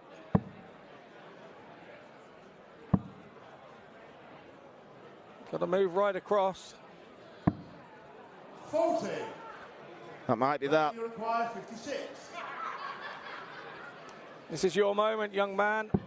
This is your moment. It is Bradley van der Velden's title.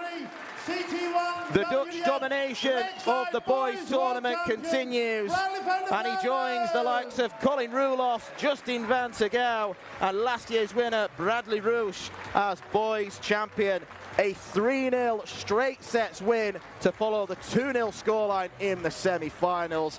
At 15 years old, a new star might have been born. Ladies and gentlemen, as he leaves the stage, a massive round of applause for your finalist, Ireland's Adam D.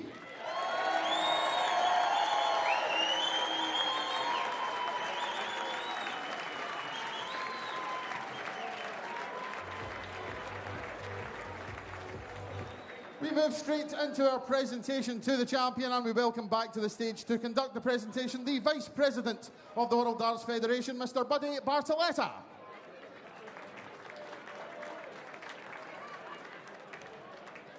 And now receiving £5,000, the wonderful Champions Trophy, and the title of CT1 WDF Lakeside Boys World Champion from the Netherlands, Bradley van der Velde!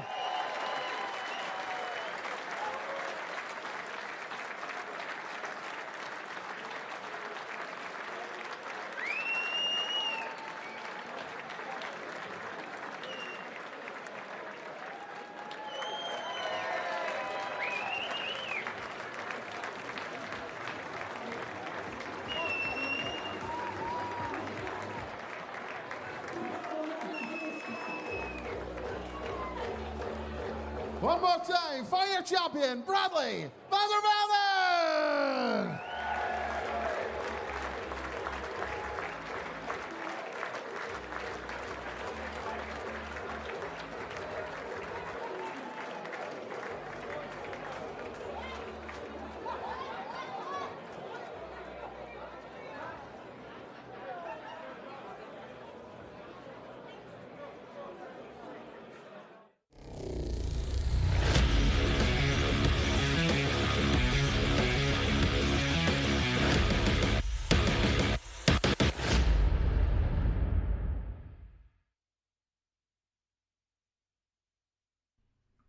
This program is brought to you by Benji Marine Engine Repair and Trading, specialized in Wärtsilä engines with a 24-hour-a-day, high-quality, worldwide service.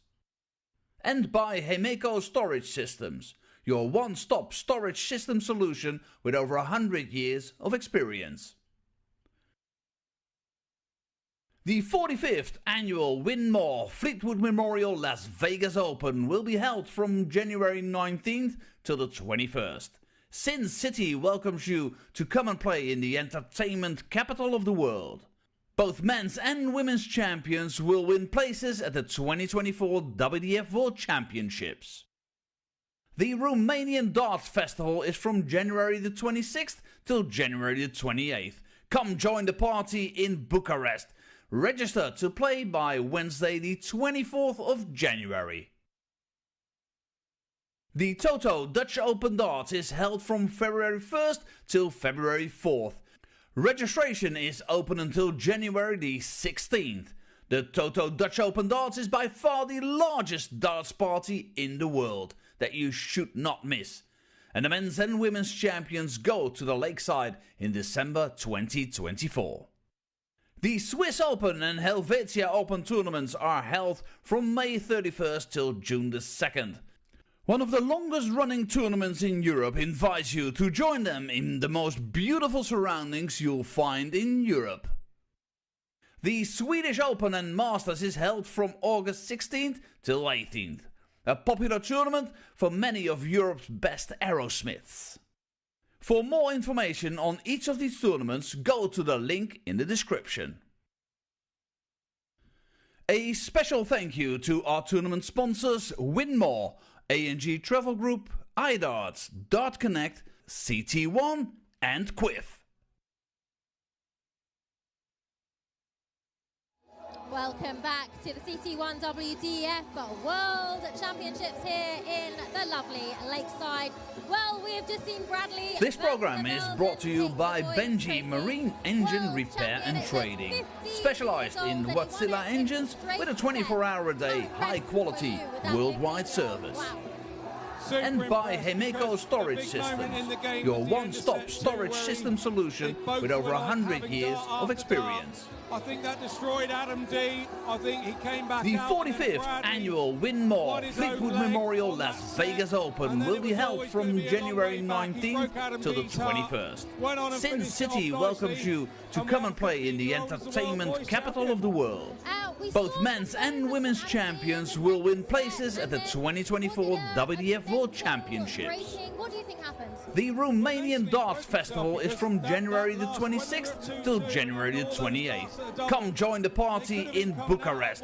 Register to play by Wednesday the 24th of January. You know that you're in the game, you haven't played your best. The Toto Dutch Open Darts is held from February 1st till February 4th. Registration is open until January the 16th. The Toto Dutch Open Darts is by far the largest darts party in the world that you should not miss. And the men's and women's champions go to the Lakeside in December 2024.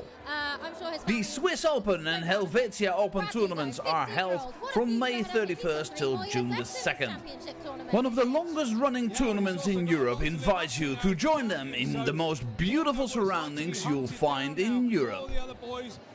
The Swedish Open and Masters is held from August 16th till 18th. A popular tournament for many of Europe's best aerosmiths.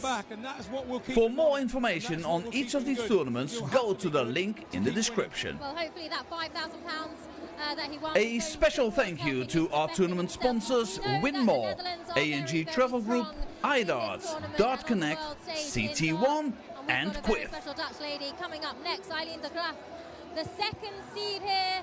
She is going to try her best to do what she has done once already this year, and that is to see if she can overcome the world champion, the reigning WDF champion, and the #1 seed in the world. We know who it is. It's Bo Greaves, bow and arrow. Well, let's go back to that Dutch Open final of this year where Eileen de Graaf did beat Bo, despite the fact that Bo had been on a winning run.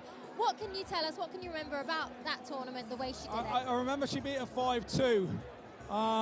But Aileen was at home in her own country. The Dutch Open is absolutely massive. The room is massive. There have been so much Dutch support for her. Totally the opposite of what's going to happen today. Bo will have the support here in the UK. She will have the support, and it's going to be a different game. But Aileen's not stupid. She's been around. She knows that. I'm hearing that Bo has won the bull-up as well. So she will have the darts in the first set. And it's vital that Aileen doesn't have a slow start and go too far behind early doors.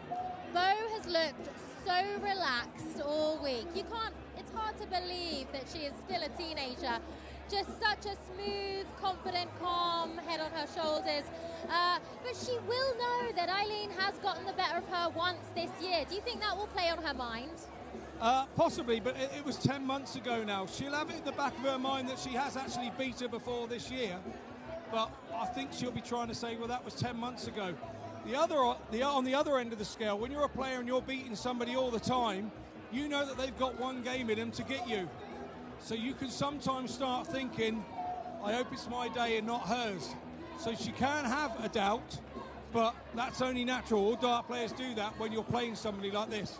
Well, it does make this matchup that much more exciting. Many fans wanted to see this final, the #1 against the #2 seed. Style-wise, how do they match up? I mean, if you look at all the numbers and what Bo is doing, there isn't many men in the room that can actually touch her.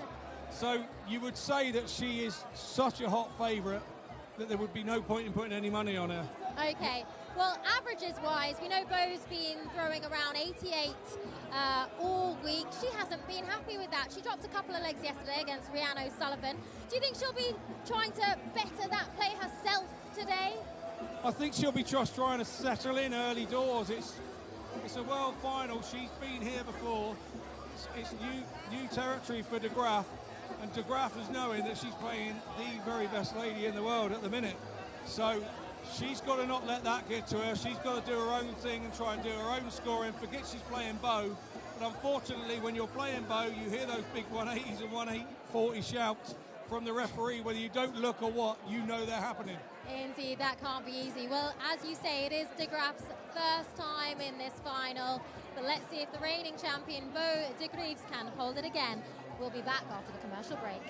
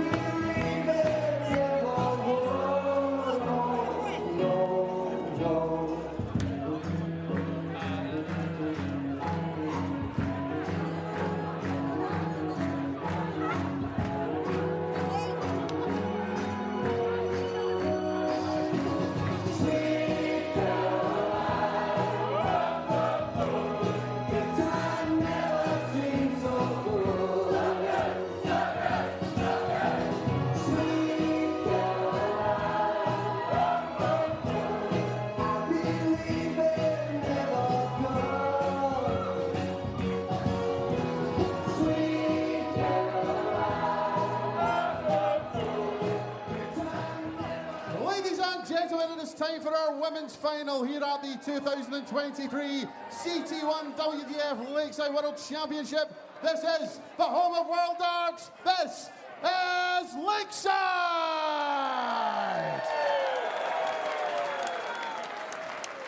We welcome to the stage the WDF World #2, the former World Trophy, Fender Darts Masters and Winma World Masters Champion, the reigning and four-time Dutch Open champion from the Netherlands, Eileen de Graaf.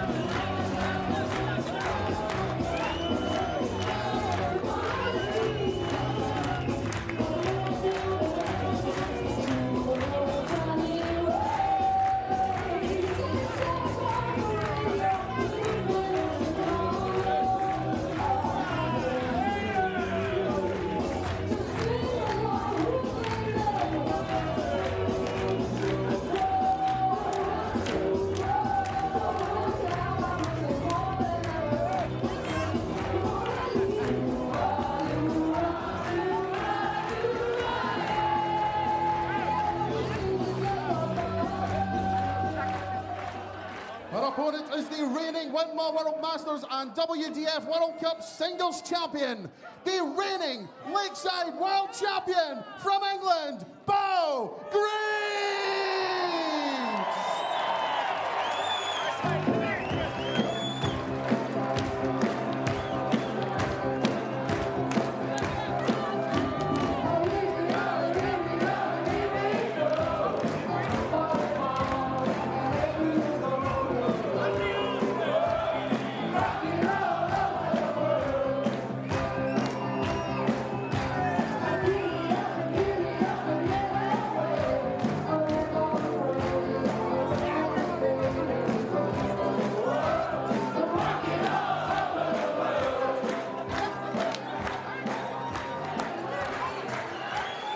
How fitting it is that we have our number 1 and number 2 seeds in the women's draw facing each other off in the final. Bo Greaves, the teenage sensation, the national news story. He's looking to win back-to-back titles. She is looking to follow in the footsteps of Trina Gulliver, Anastasia Dobromoslova, Lisa Ashton and Mikuru Suzuki in becoming multiple women's world champions. She has found her 3 matches so far easy. She has lost 2 legs, once to Lorraine Hyde and 1 to Rhian O'Sullivan in the semi-finals. She comes up against Eileen de Graaf, who's had a much tougher run, it's fair to say. She was put under an awful lot of pressure by New Zealander debutant Nicole Renault in the round of 16. She then made fairly light work of Lorraine Winstanley, particularly in the second set of the quarter-finals, and she showcased some of her best stuff in defeating Lisa Ashton. But Bo is a completely different proposition, and Scott Mitchell, she has looked unflappable so far. She is as laid back as they come, but she is a winner, and she will be expecting to win again tonight. Yeah, absolutely. I think we've already just heard with that 140. She's a massive crowd favourite here. And it's just what she expects from herself. The standard and the ability that she expects from herself is the only thing that will get Bo.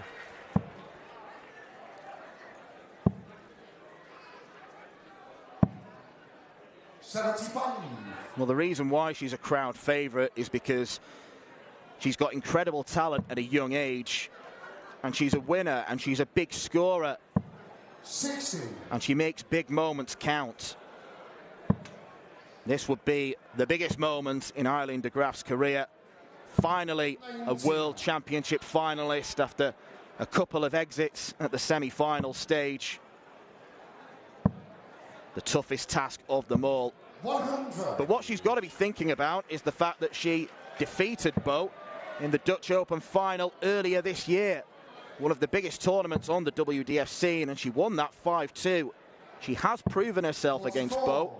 Not too many women's players can say that.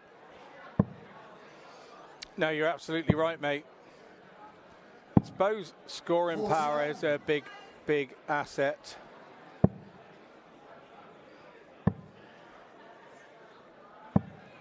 $84.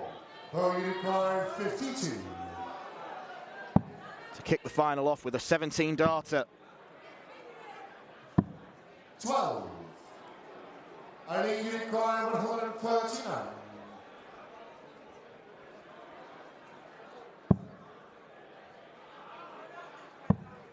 So not going to go this time. 40. De Graaf can only set up. 40. Doesn't do a great job of it, leaving 99. And that's going to show in the first one. Bo starts with a 20-darter. They're praying for her in the cheap seats. Couple of bishops there. 96.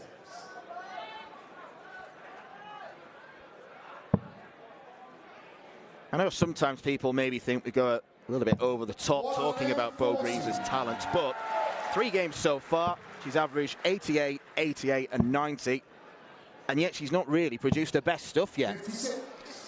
No, she's been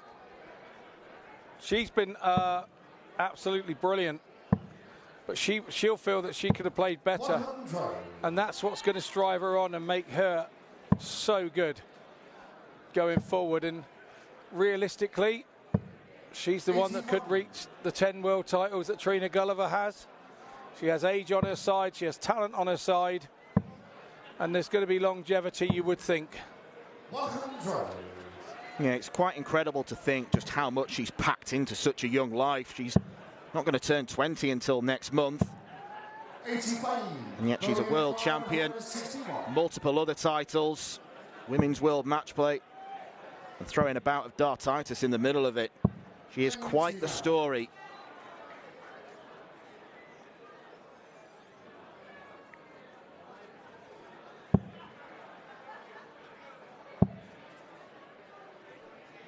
But Eileen is a player who has got plenty about her.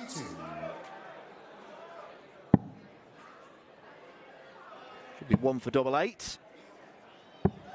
54.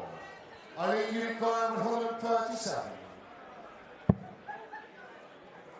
Surely tops. 97. Well, it was very tentative. 8.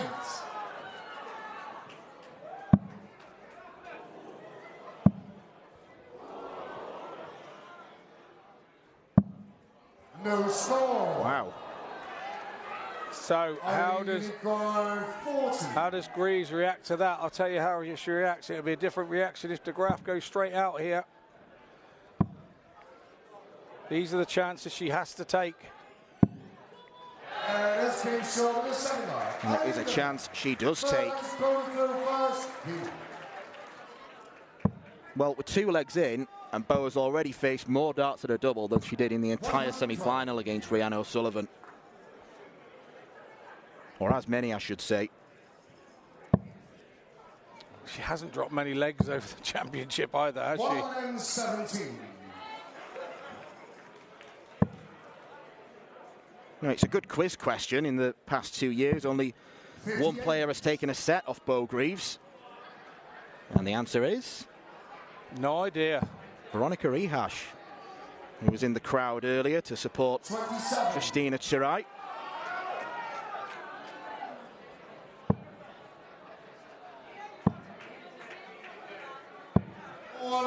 But I was speaking about Eileen being made of tough stuff. Nicole Renault was probably the better player against Eileen in the round of 16, but she managed to come through it. She saw off Lorraine Winstanley, and then Lisa Ashton missed the ball for a 1-2-6 checkout to level the semi-final yesterday at 2 sets apiece. Eileen then cleaned up and then produced a couple of 16 darters and a 17 darter to win the last set.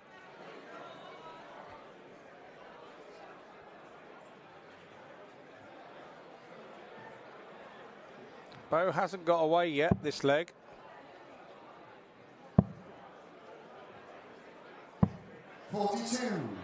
Bo Unicorn 147. Well, that'll be 6 from here for Greaves. 100.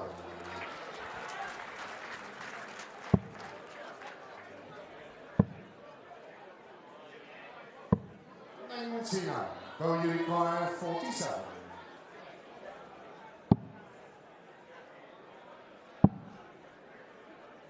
It's just the 1 dart. That's all she requires. Yeah, it was all she needed. Big fist pump there. She was quite happy to put that the woes of those double 4 out of her mind, and that's how you do it. 1 quick kill, and then you forget it. Until you get back to double 4 again, of course, if you leave that again.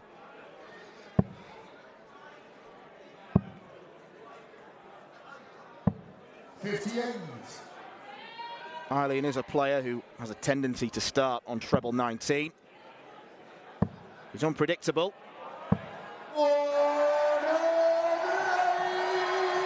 First 180 to Bo. That's her 5th of the tournament. 56.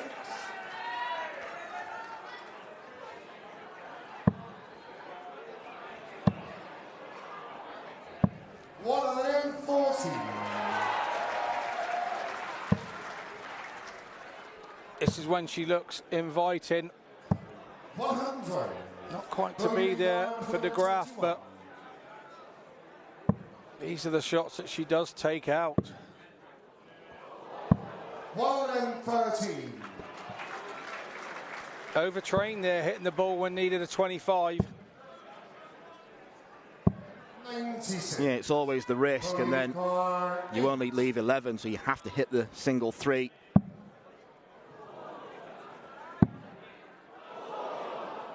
Double 1. No score. And once again, Unicorn 92. Greaves giving De Graaf a chance. It's on the De Graaf throw. 49. Greaves was down in 12 and on a double. There we go. She's pleased to get that out of the way and under her belt. You can see that with the fist pump. 8 straight sets in this year's World Championship for Bo Greaves. 8 unanswered sets.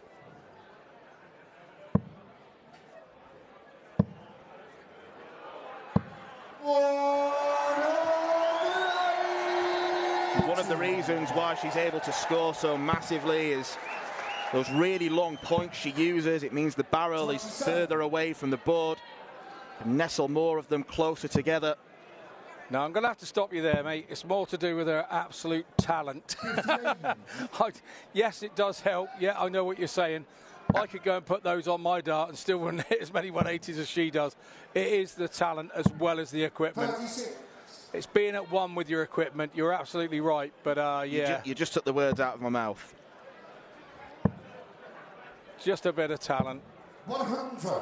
And that bit is so big that she is a lady dart player of the likes we've never seen before.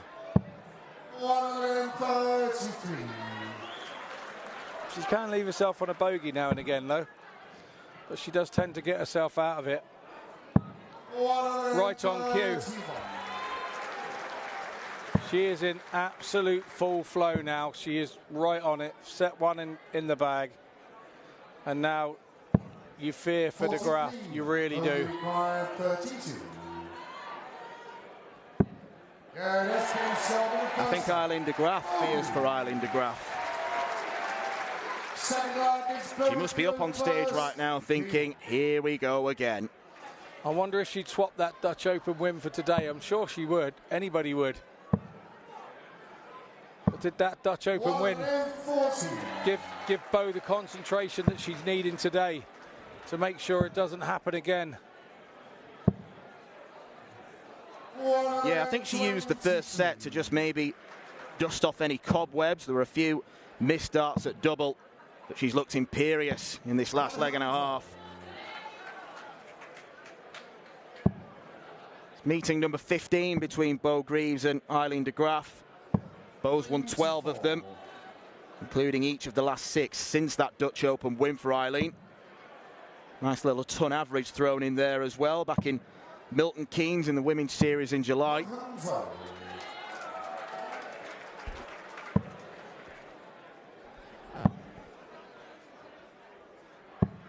'84. Bo Unicorn 161.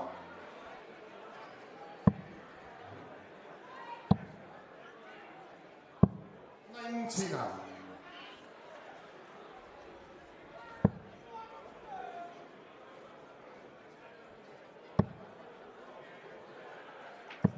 '60.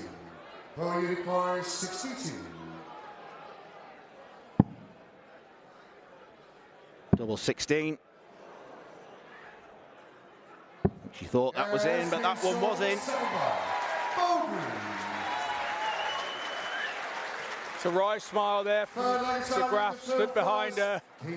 Both thought it was her throw and jumped in and then jumped out and really apologises. That just shows you what Bo Greaves is all about. Apologises for making a mistake.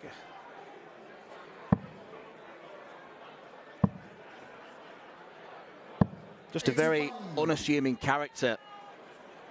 Someone who's got the air of a person who's never been in the media spotlight, doesn't have to deal with loads of attention.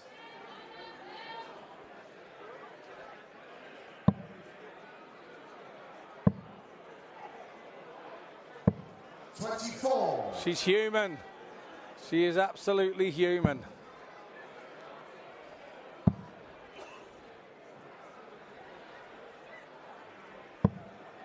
Seven.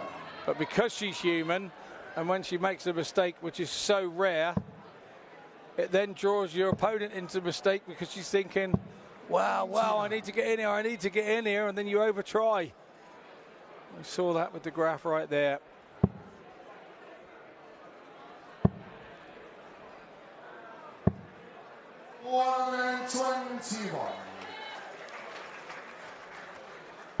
She won last year's final 4-zip against Kirsty Hutchinson, losing only a leg in the process. And in doing so, she set the record for the highest average set by a woman in the final of just over 92. It's around the 89 mark now, which is the mean performance from this year's tournament.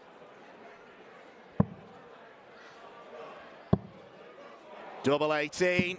117. Rush of blood, perhaps.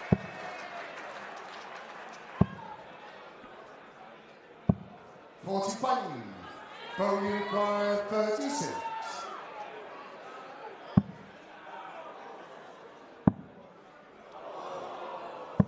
$28. I require 130. Once again, it's another chance for De Graaf, and it's a big shot. Bullseye. 105. Fantastic attempt from De Graaf. But that's set 3 over and done with. Set 2, sorry, over and done with. Bo Greaves continues to make this sport look pretty easy. Her sister Bobby is pleased. Eileen de Graaf certainly won't be, as Bo Greaves is halfway towards another Lakeside World Championship title.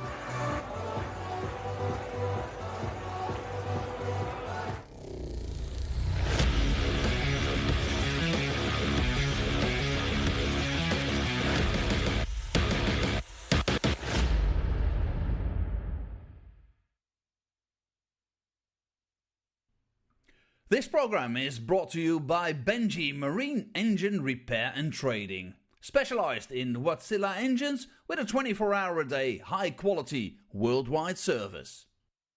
And by Hemeco Storage Systems, your one-stop storage system solution with over 100 years of experience. The 45th annual Win More Fleetwood Memorial Las Vegas Open will be held from January 19th till the 21st. Sin City welcomes you to come and play in the entertainment capital of the world. Both men's and women's champions will win places at the 2024 WDF World Championships. The Romanian Darts Festival is from January the 26th till January the 28th. Come join the party in Bucharest. Register to play by Wednesday the 24th of January. The Toto Dutch Open Darts is held from February 1st till February 4th. Registration is open until January the 16th.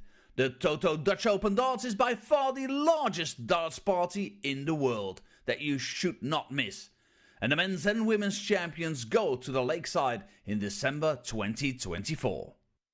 The Swiss Open and Helvetia Open tournaments are held from May 31st till June the 2nd. One of the longest running tournaments in Europe invites you to join them in the most beautiful surroundings you'll find in Europe. The Swedish Open and Masters is held from August 16th till 18th. A popular tournament for many of Europe's best aerosmiths. For more information on each of these tournaments, go to the link in the description. A special thank you to our tournament sponsors Win More, A&G Travel Group, iDarts, Dart Connect, CT1 and Quiff. Welcome back to Lakeside. We are in the thick of it with your women's final. We're having a great time down here. I'm not sure Eileen de Graaf is having such a great time. She doesn't look too happy with how things are going. 2 sets down at the moment. Yeah, absolutely. And the only real sniff that she's had is when Bo Greaves has made a mistake on double 4 where she just couldn't convert. So it's worrying times for Eileen de Graaf. And, you know, Bo's only on her B game, but Eileen is nowhere near her A game. And that's what's causing the problem for her. You mentioned Bo's only on her B game. We've seen her hitting some 180s already. What do you think she has left in her, Bo Greaves? But it doesn't matter what she's got left in her. She's doing heaps enough. She doesn't have to do any more than she's doing. She'll just go through the motions now, try and keep where she is. She will not be complacent at any point because we know that she's been beaten by her at the Dutch Open, but we also know that Bo's turned her over 6 times since then. So everything says Bo's going to go through to the end here. Okay, and as you mentioned, Eileen de Graaf did take that win at the Dutch Open. Doesn't seem to be playing on Bo's mind, does it? Or do you think there's a bit of revenge wanted in there, aside from obviously winning this tournament? Yeah, Bo's not a big fist pumper when she hits shots and doubles and things. And today, the importance of the game, she's showing that because she's given a little fist pump with every double that she hits. And that's a sign that she really, really wants his second world title. What would you like to see from Eileen de Graaf in this next couple of sets to turn it around? Well, the problem she already has is that it's Bo's darts on the next set. So she's got to break her at least once to grab a first set. And I don't see that happening. Eileen's got to find her A game pretty quickly to try and put Bo off of her B game even. And that's what she's got to find. Well, it is 2-0. Bo Greaves leads Eileen de Graaf. Let's take you back to the stage. Plain sailing for Bo, continuing into the final. Eileen de Graaf put up some resistance in the first set, taking the second leg. But the last set belonged to Bo. Eileen getting one opportunity. It was a bullseye on the end of a 130 combination. She couldn't take it, and Bo went off into the sunset with a 2-set lead. The job's still not done. She is 50% there, but she is playing more than well enough to suggest she is going to get another Lakeside title. And once again, it's one of those unfortunate positions for someone like Eileen, who has got to do 2 things. 1, raise her own game, and 2, hope that Bo's game drops. Yeah, that's exactly it. But you don't see it dropping. This is the biggest thing for the ladies here, to be a ladies world champion. She looks like she does not want to relinquish her title at any point today. 25.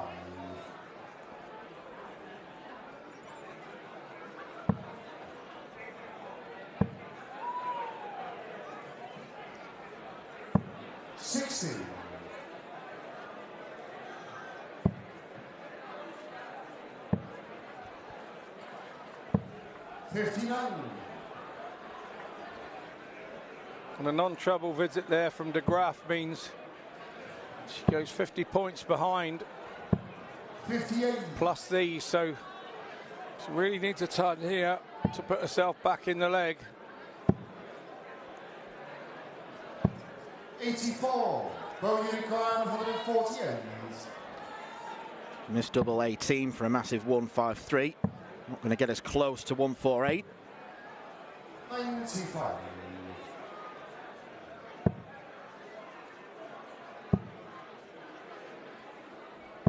95. 53 left here. She generally goes 13s.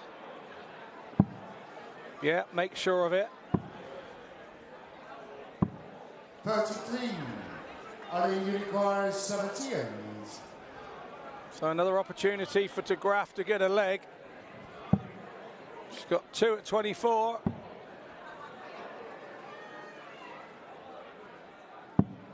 66. Bo Unicorn, 20. I think Eileen might need to start praying soon. Prayers have not been answered. Boom.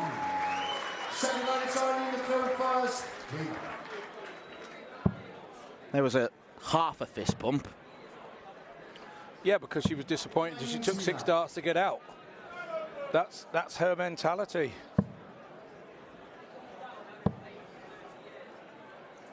The last games that Bo Greaves played on stage before coming to Lakeside were in the Grand Slam. She didn't get out of the group but what she did do was force world-class darts from Damon Heta, who ended up beating a 5-4. She can compete at that level, and she can dominate at this level.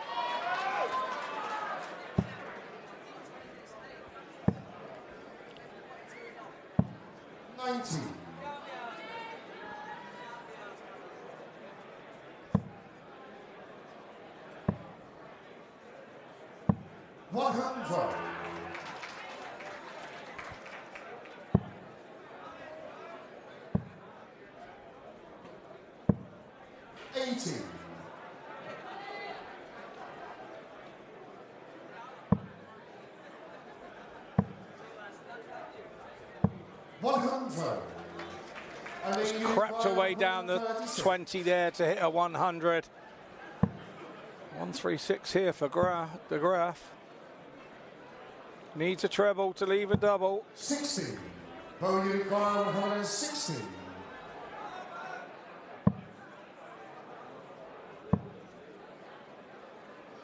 Again, a wry smile there from her. Requires 76.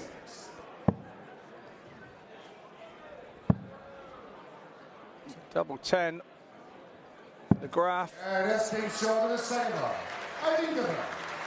Third line is Bo to throw first. Super adjustment. Super hold to throw. Probably more because Bo had a bad last 6 darts. 100. She sorts out immediately. And here's Sister Bobby in the background, giving her the G up. 33.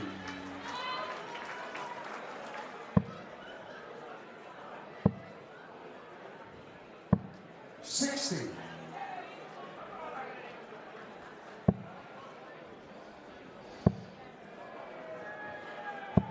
$95. Since hitting that double, De Graaf has lifted her game a little. Well, it's only a few short throws. 40.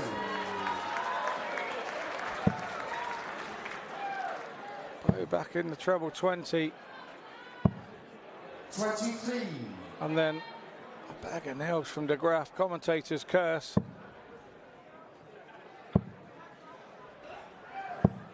58.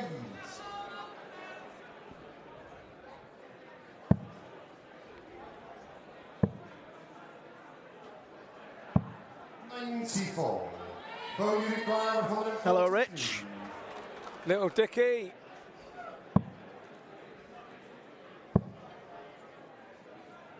Good to see him here. And you require 156.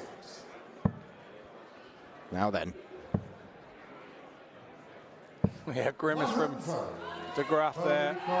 It's good pressure. May only be one at the ball. Oh, it's double 7. 79. On the inside wire, and that's the type of 56. pressure that De Graaf has to keep on Greaves. And then she has to take these sorts of shots. Bo Greaves' throw is broken, and the shout from Eileen was as loud as the shirt on her.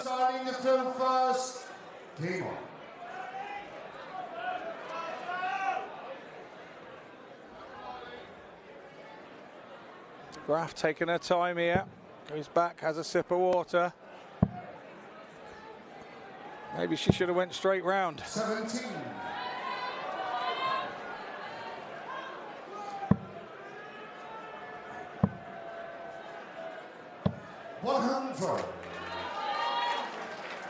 Turn the darts round straight away. Just Greaves with that ton.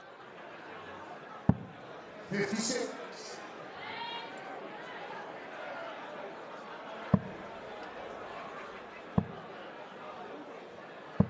100. Even just a pair of tons, absolutely brutal in the circumstances. Yeah, very much so, mate.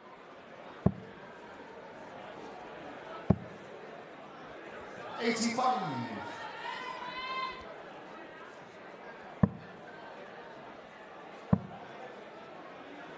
All Greaves is thinking about is winning this leg so that she can get back on her own throw to take the set.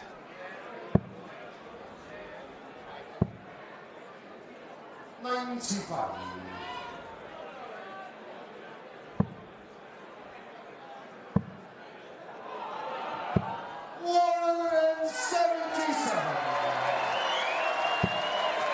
Immense. 24 after 12 darts, 13 dart leg coming in surely.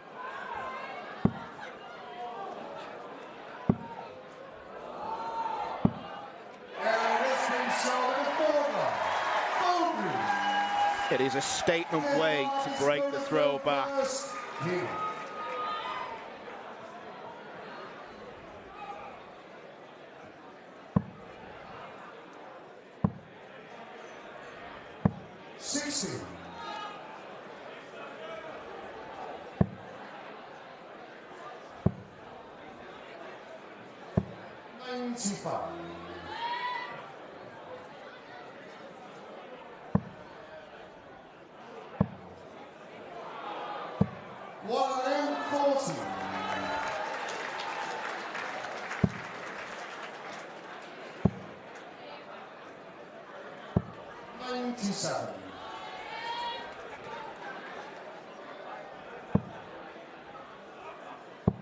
Better hear from De Graaf on the Greaves throw. Can she now hit a treble? Put the Bo Greaves throw under pressure. 58. Not this time.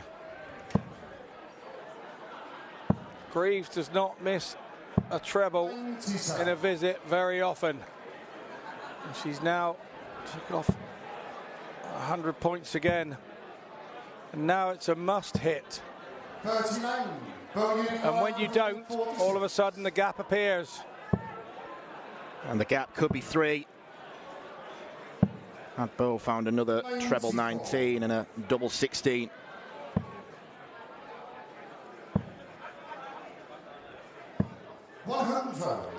Bo requires 52.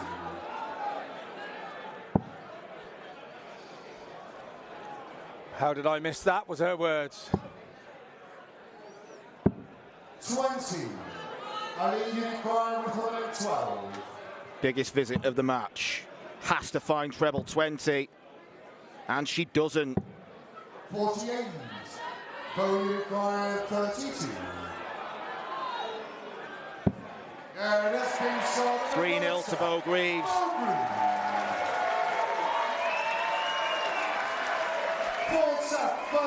Almost a knowing look of resignation on Eileen de Graaf's face. Bo gives it a bit more with the fist pump. 59. It was a spirited attempt from de Graaf there in set 3. But at 2-1, Bo turned the afterburners on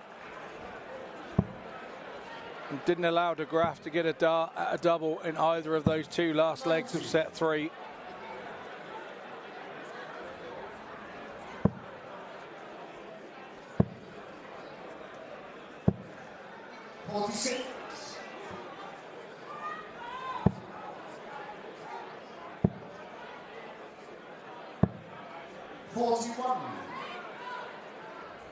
You have to pay credit to Bo Greaves. She was put in a position where she was made to choose which World Championship she wanted to play in.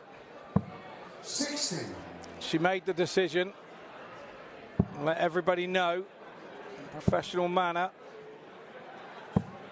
58. She chose to come to the Women's World Championship because the Lakeside WDF Women's World Championship was what she wanted to be known as. She wanted to be known as the world champion. 88. And she'll be proven correct if she goes on and wins. She's now looking a mere formality.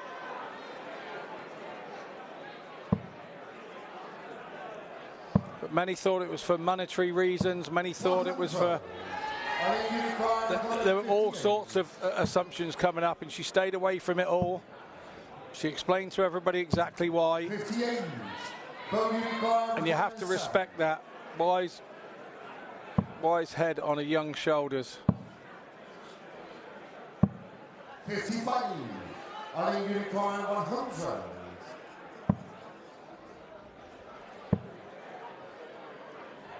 60. Bo Unicorn 52. De Graaf's getting chances, but they're like 102, 130. And Bo's getting chances at much more manageable numbers.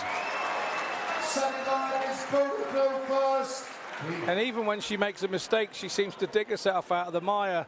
Look at her fist pumping. She really wants this. I know that sounds stupid to say, but it is. It is. You can see that she wants this more than anything. 133.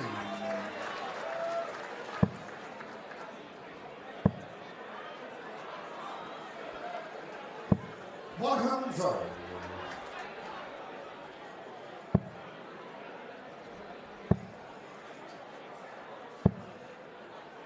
135.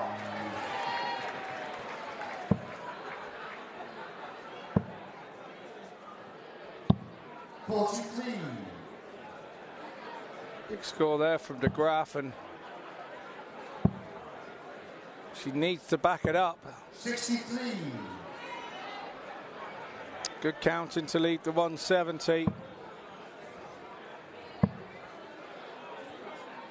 60. Ali Unicorn 170.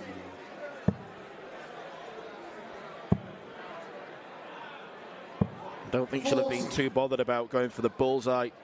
She just wants another leg on the board. She does indeed. 100. Ali Unicorn 130.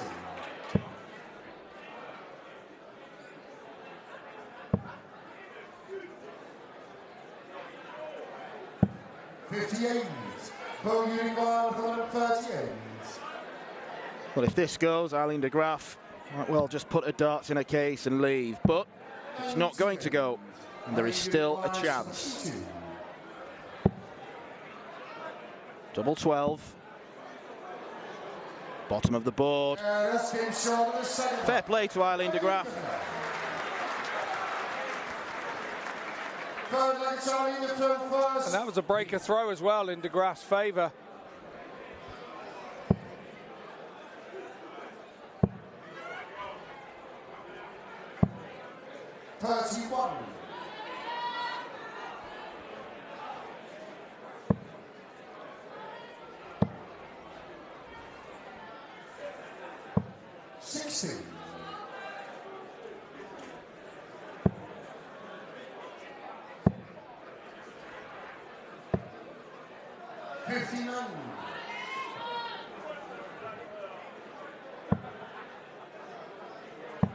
The last time Eileen de Graaf broke the throw, she had 3 or 4 horror visits at the start of the leg, and Bo Greaves was able to pick her off.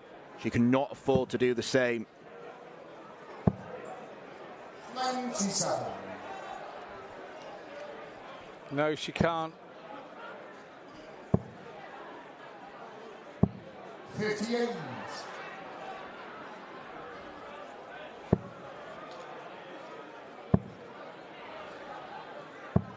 133.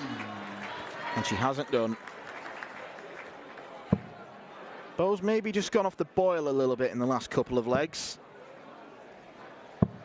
97. Finally finds a big treble with the 12th dart.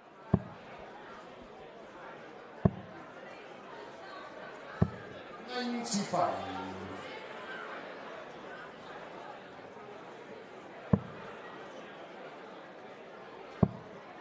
Sister Bobby not looking so pleased with this leg. I mean, you require 86. Double 16. 70. Pro Unicorn 136. Again, a smile from De Graaf to know she knows she might have had to have got that. 96. Irene Unicorn 60.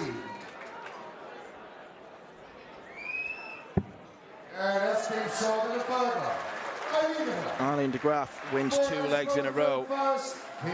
Just like set number 3. She trailed, then went ahead 2-1. Then Bo won 2 in a row. If the same happens, Bo will walk away the world champion once again.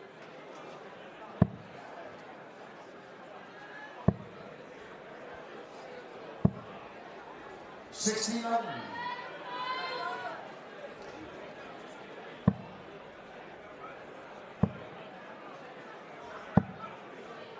76.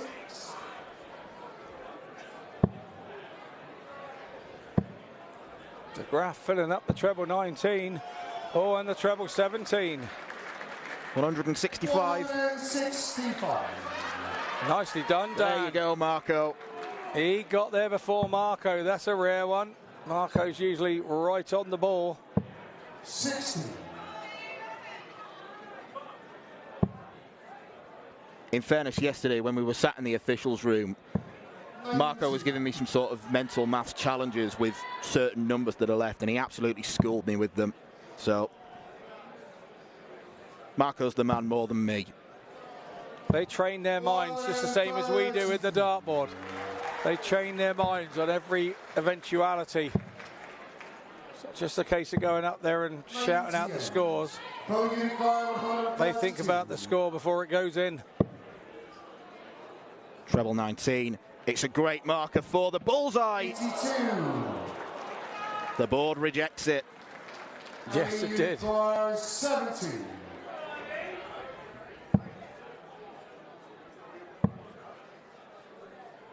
One dart at double 16. And Eileen de Graaf does have a set on the board.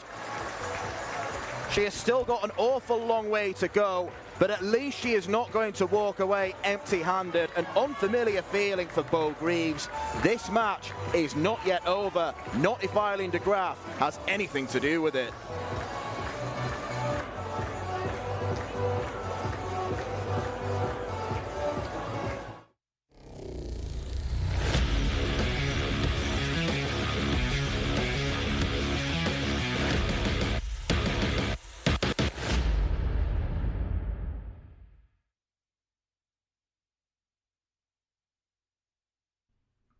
This program is brought to you by Benji Marine Engine Repair and Trading, specialized in Wärtsilä engines with a 24-hour-a-day, high-quality, worldwide service.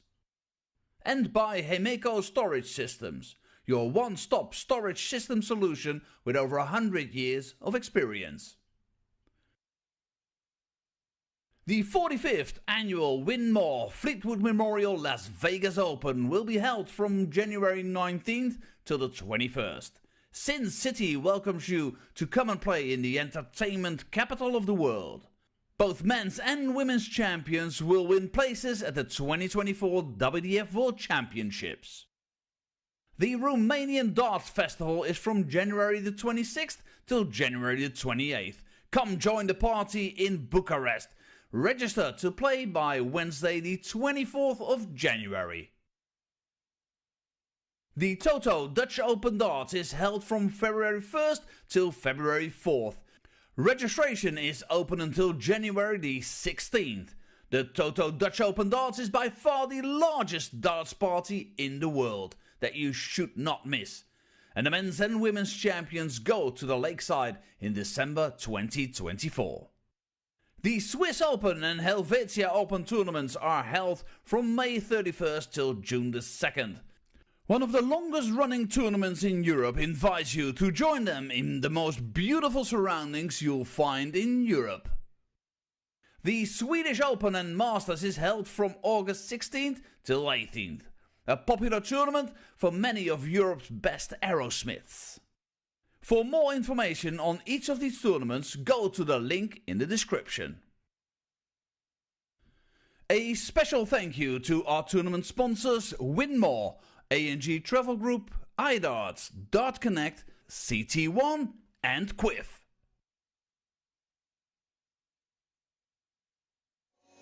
Welcome back to a loud Lakeside. It is 3-1 in the women's World Championships final.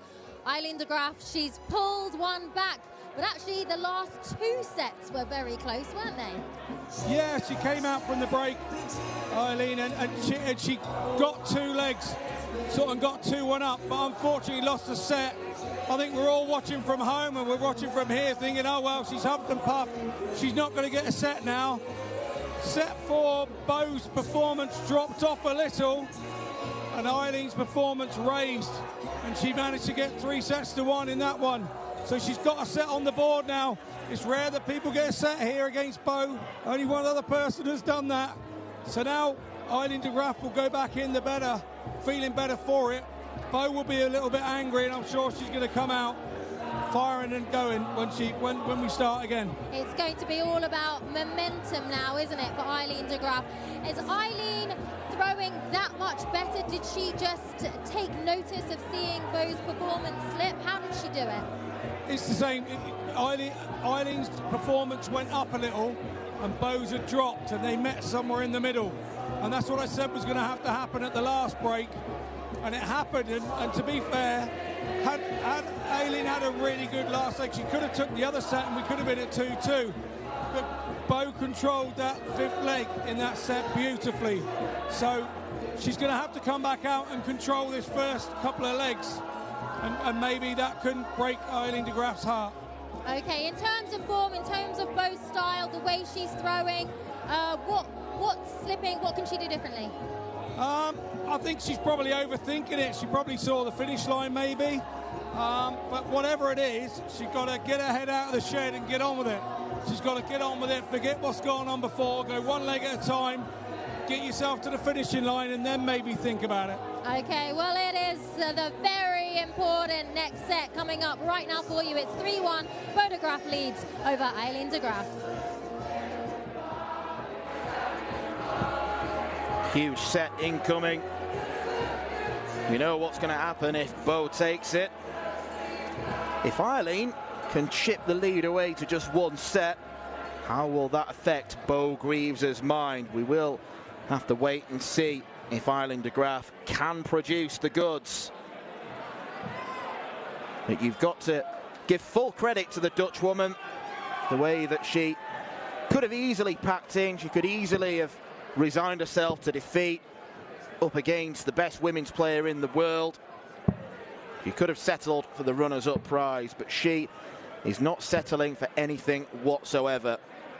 She has a set on the board. She is the first player to take a set off Bo Greaves in this year's World Championship. And Scott, I probably think the break came at the right time for Bo, because she was having 3 or 4 legs off for her high standards. Absolutely, mate. I couldn't agree more. But we have to say that Eileen stepped her game up, and she's just come out firing there. These early moments in this set 5 are all very, very important.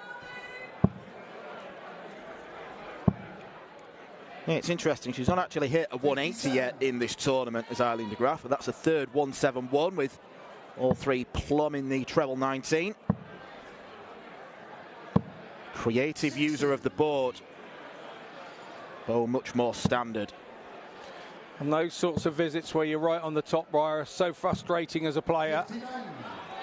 You feel like you've had 180s that have been further away than the treble 20 than that. They were right on the wire. 140. Yeah, because they're 3 well-thrown darts, aren't they? They were superb thrown darts. There's nothing wrong with them. They just didn't go where you wanted them to go. But I think Bo's up to pace a little now. Gap between the darts is a little quicker, and that's when she becomes more accurate. She missed the ball for this combination earlier, and she's not going to get a go at it on this occasion. 45, going by 40.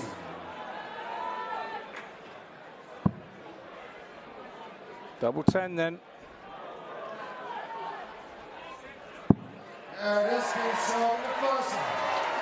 Just at the point where de Graaf thought, I might get a go at this 85. Its last dart, the fist pump comes in. 57.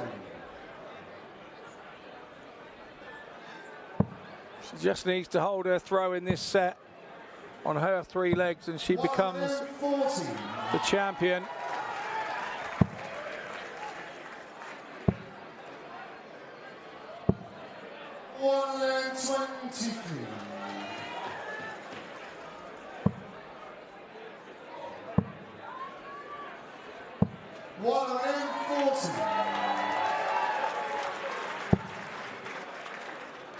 Back-to-back 140s against the throw. 29.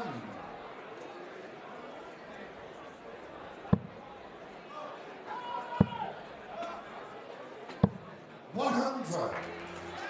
Disappointed with just a ton there by the look on her face. She's now got the business-like head on. She wants this done. 27. Bogey required 121.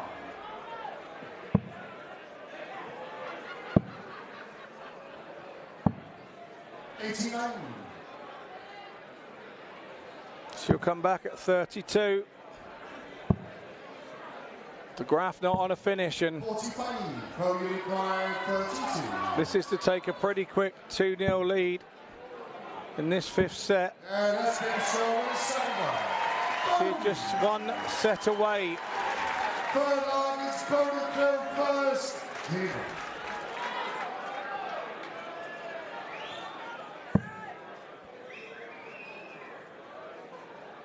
Lorraine Hyde, Paula Murphy and Rhiannon O'Sullivan could not live with Bo Greaves.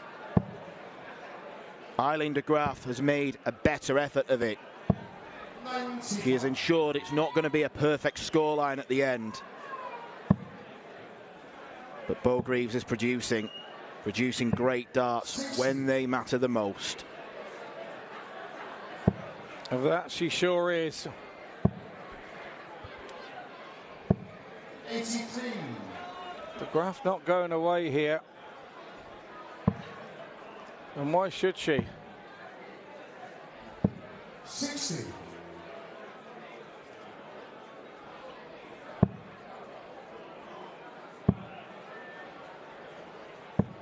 96.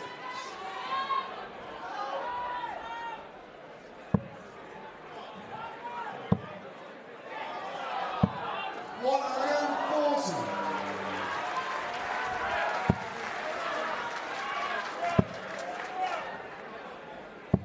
95. Good find there from De Graaf. Could this be it? Double 12. 117. I leave you require 132.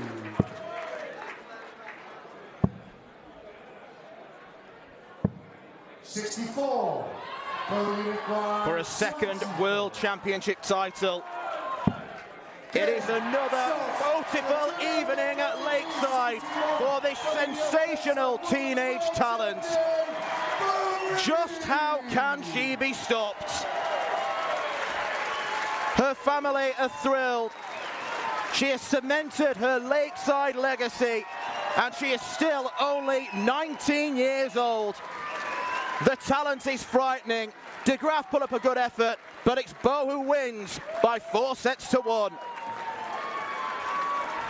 Ladies and gentlemen, as she leaves the stage, a massive round of applause for your finalist from the Netherlands, Eileen de Graaf.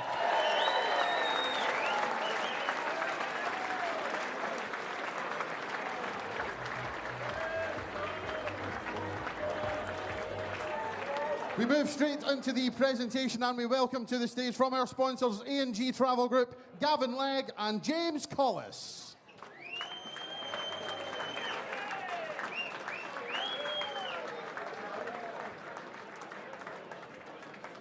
Receiving £25,000, the magnificent Champions Trophy, your winner for 2023, and still the CT1 WDF Lakeside World Champion, Bo Greaves!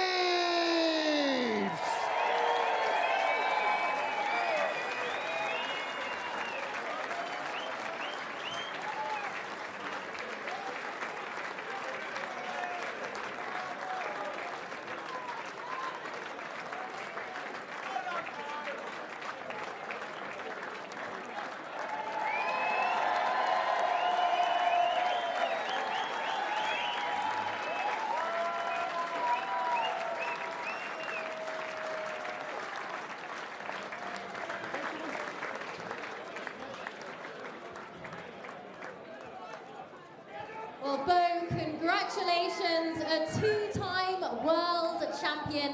She made you work for it today, though. But firstly, how does it feel to be lifting this trophy once again?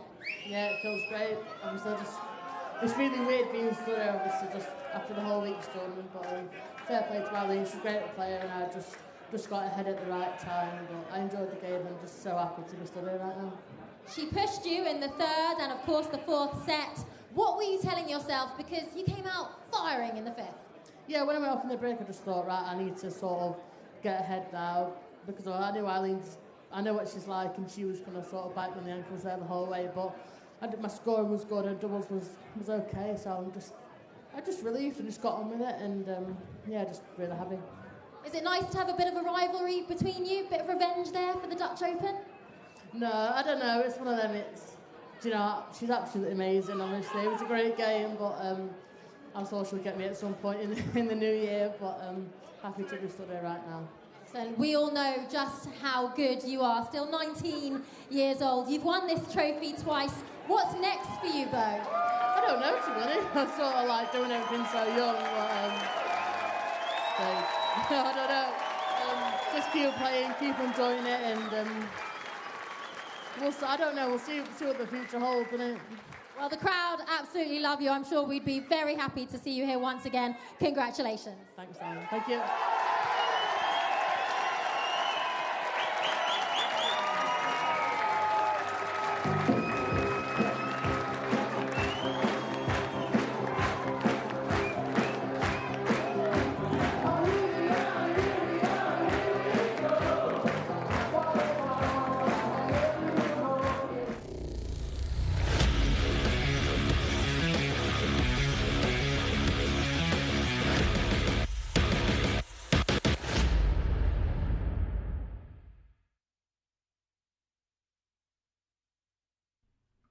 This program is brought to you by Benji Marine Engine Repair and Trading, specialized in Wärtsilä engines with a 24-hour-a-day, high-quality, worldwide service. And by Hemeco Storage Systems, your one-stop storage system solution with over 100 years of experience. The 45th annual Win More Fleetwood Memorial Las Vegas Open will be held from January 19th till the 21st. Sin City welcomes you to come and play in the entertainment capital of the world. Both men's and women's champions will win places at the 2024 WDF World Championships. The Romanian Darts Festival is from January the 26th till January the 28th. Come join the party in Bucharest. Register to play by Wednesday the 24th of January. The Toto Dutch Open Darts is held from February 1st till February 4th. Registration is open until January the 16th. The Toto Dutch Open Darts is by far the largest darts party in the world that you should not miss.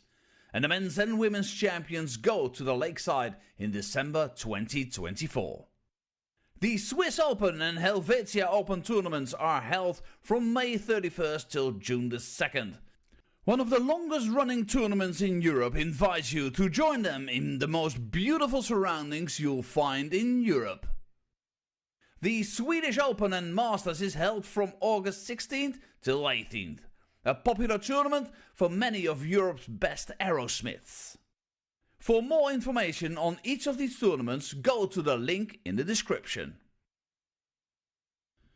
A special thank you to our tournament sponsors Win More, A&G Travel Group, iDarts, Dart Connect, CT1 and Quiff.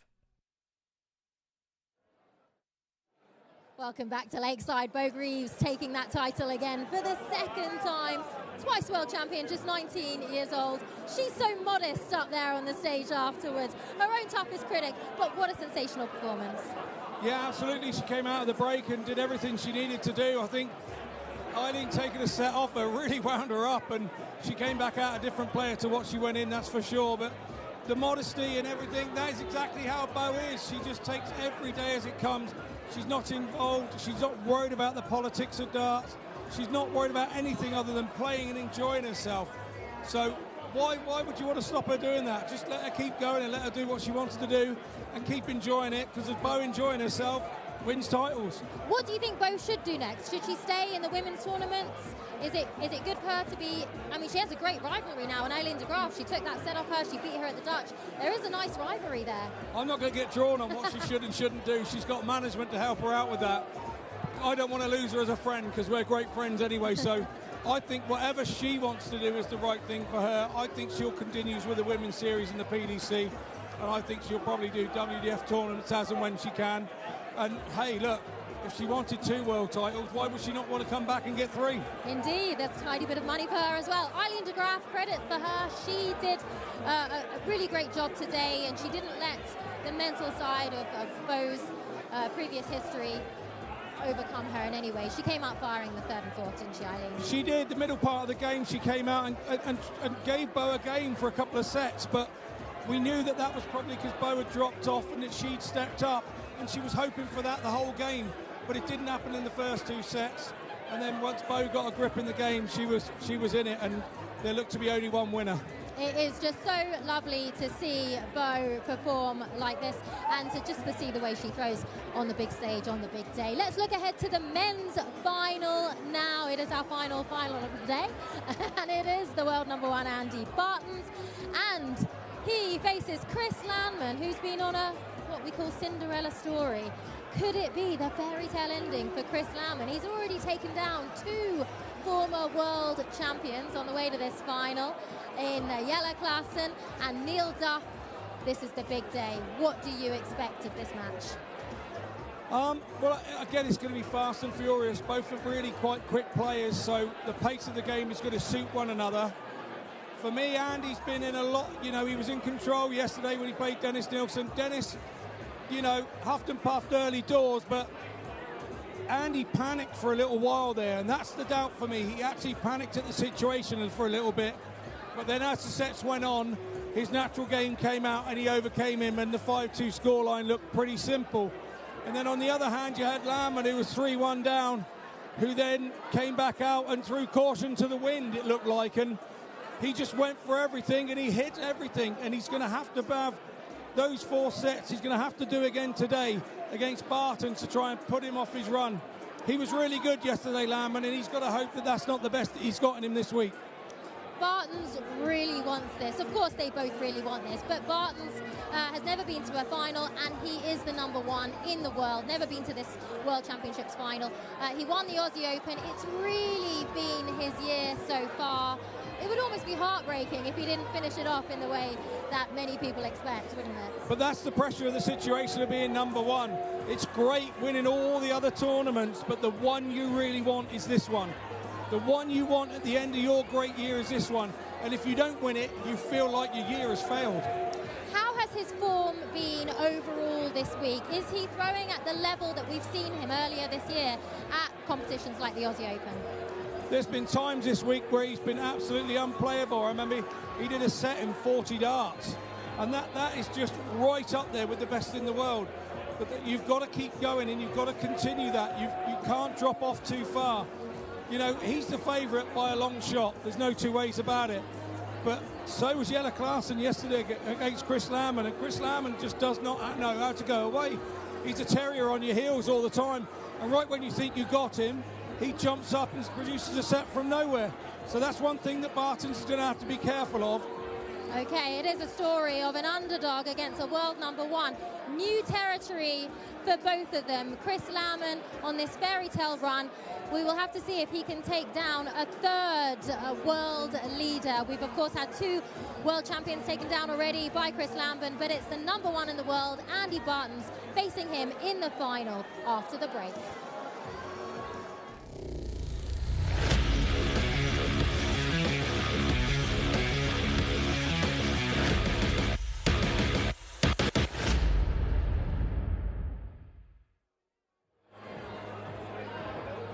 Ladies and gentlemen, we are a couple of minutes away from our final match of the evening and the lead opening for our men's final. But before we do, just a couple of seconds time for me to say hello to someone very special on the ground. A young man who has graced this stage since 2013 up until last year as the Master of Ceremonies, the hardest working man in darts. Ladies and gentlemen, a massive round of applause for Little Richard Ashton!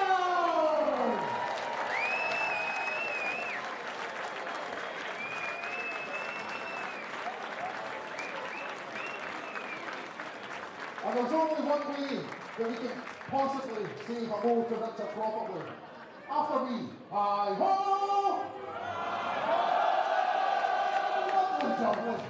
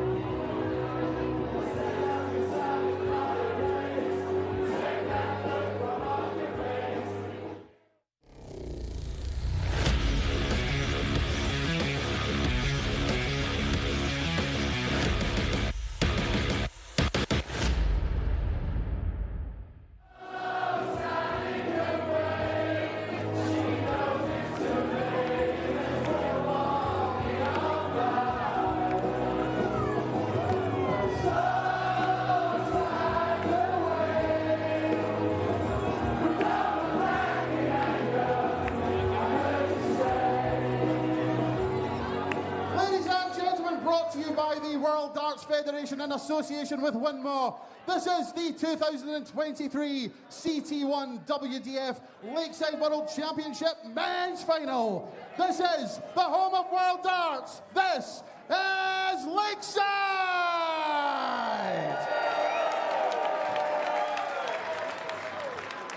We welcome to the stage the former Catalonia Open and Slovak Open champion from the Netherlands, the countryman, Chris Landman!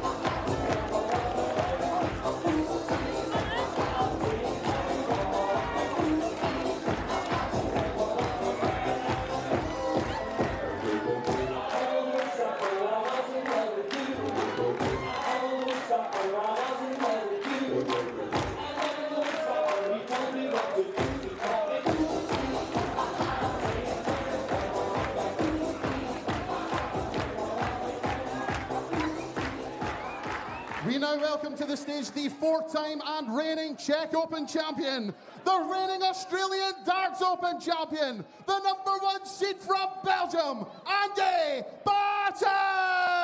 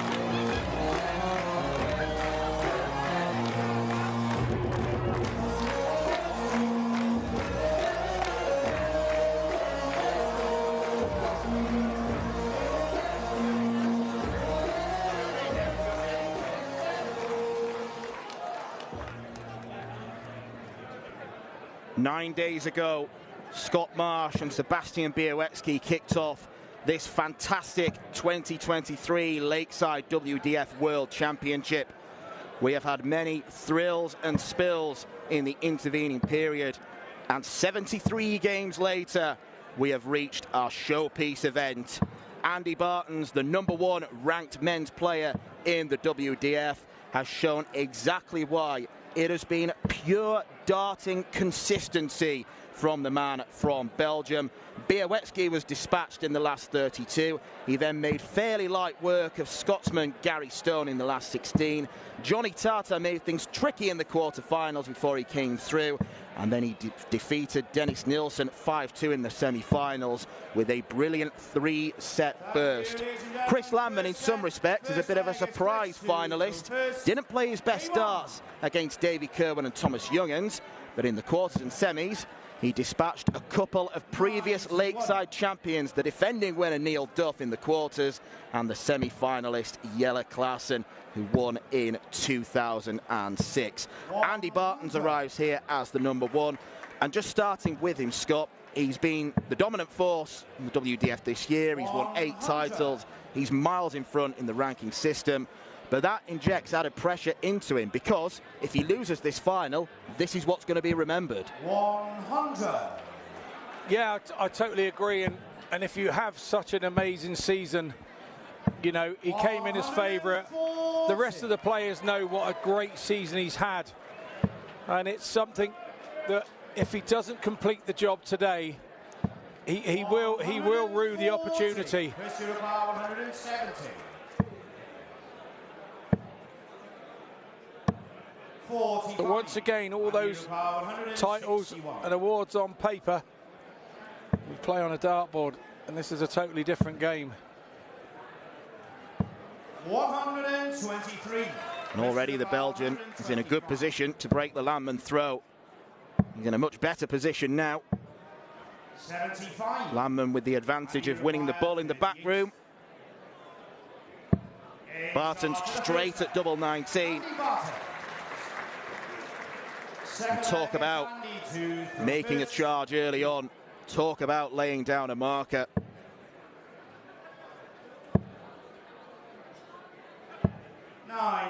Yeah, nice clean double 19 first dart. That's exactly what you need to settle you down. 140. But in these longer games, you have purple patches as players, and you're going to be playing well at some points. You'll be playing unbelievable and be taking legs and sets, and then you'll dip off and your opponent will take them. There's always a bit of to and fro in these longer games. 85. It's making sure that you're throwing more than you're dipping. That's the main thing. One thing I do know about Andy Bartons, the reason he's #1 is because if you give him chances and you drop off and you miss chances, he will sweep them up. 96. 2023 has been his year, and the confidence is sky high. 99. In terms of raw numbers, he's been, by and large, a long way the best player in the field. 140. 3 averages of 94 and 1 of 93. And if he carries on in that vein, Chris Landman will have to have the performance of a lifetime. This unifier 40.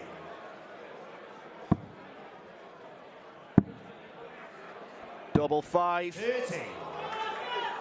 And unifier 40. Early double trouble for the Dutchman. In charge of the second leg. No such thing for Andy Bartons.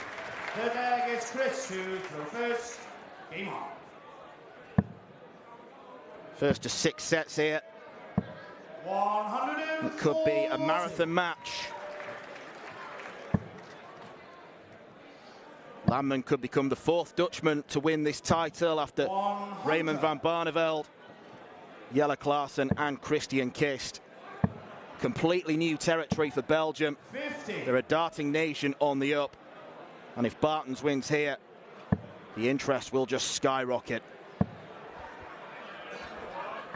180. Lovely reply from Landman. straight back at him there. It's Landman's darts. Surely not. 3 on the bounce. 140. Christian Power 130. The crowd truly getting into this now. Loving the big scoring. 49. Andy Rapaya 81. For a first set win, 3 straight legs. Bartons wants the bit in the middle. 56. Christian Rapaya 82.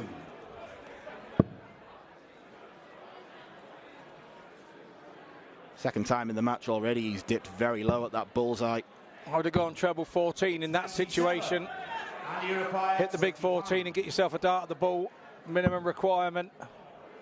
Bartons, that's his preferred route for 25. He usually polishes it up. In charge in the first set.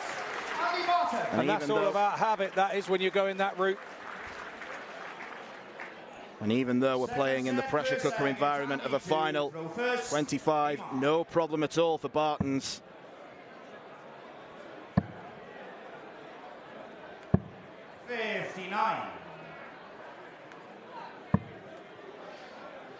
Quite interesting really looking at the head-to-head record, because these two have played on different circuits by and large this year. Andy is completely focused on the WDF. He wants this world title.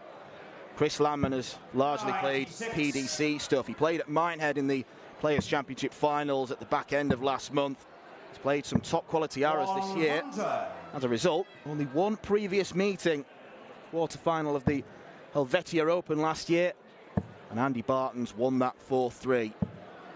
95.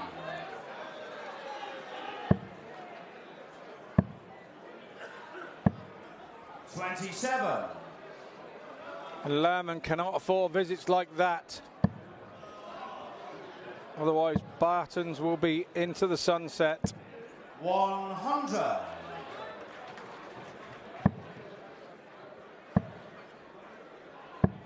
$137. That's better from Landman. 151.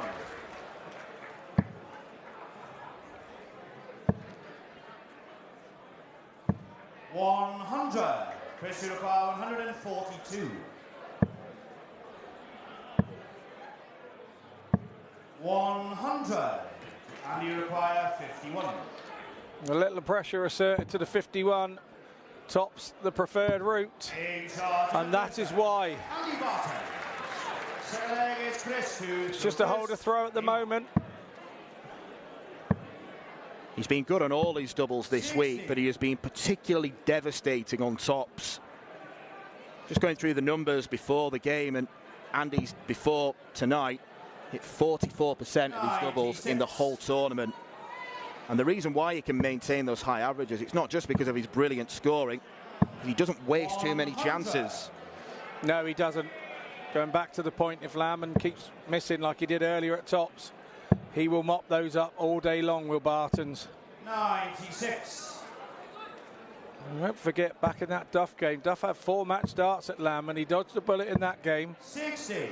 Klaassen was 3-1 up, but didn't get a dart to win the match because Landman reeled off 4 of the most spectacular sets, and there was one that wasn't spectacular, where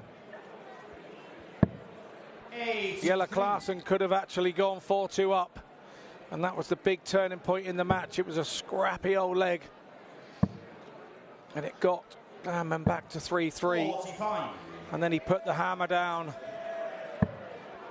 and won his semi-final 5-3.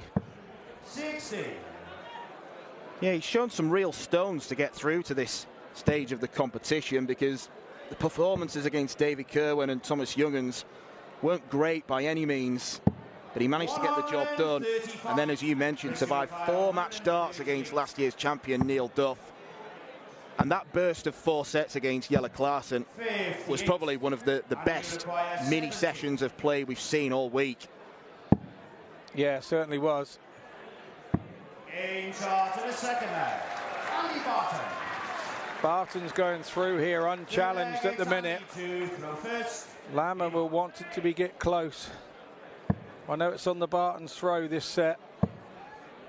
but he is taking full advantage of it.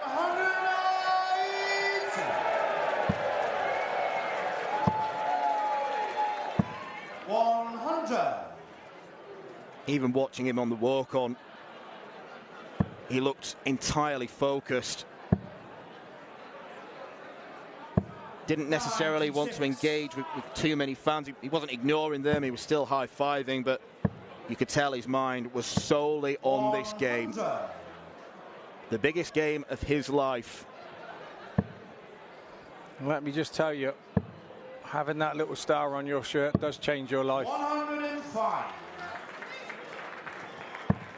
You've not got to let it change it for a bad thing. You've got to let it change it for what it is. 100. And you require 120.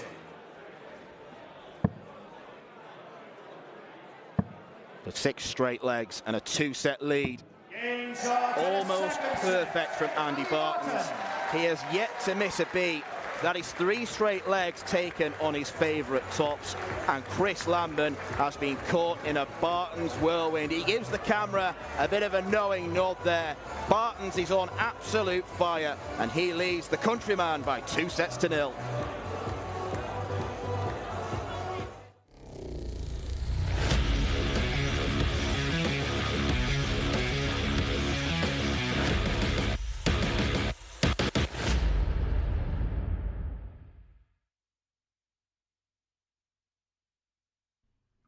This program is brought to you by Benji Marine Engine Repair and Trading, specialized in Wärtsilä engines with a 24-hour-a-day, high-quality, worldwide service.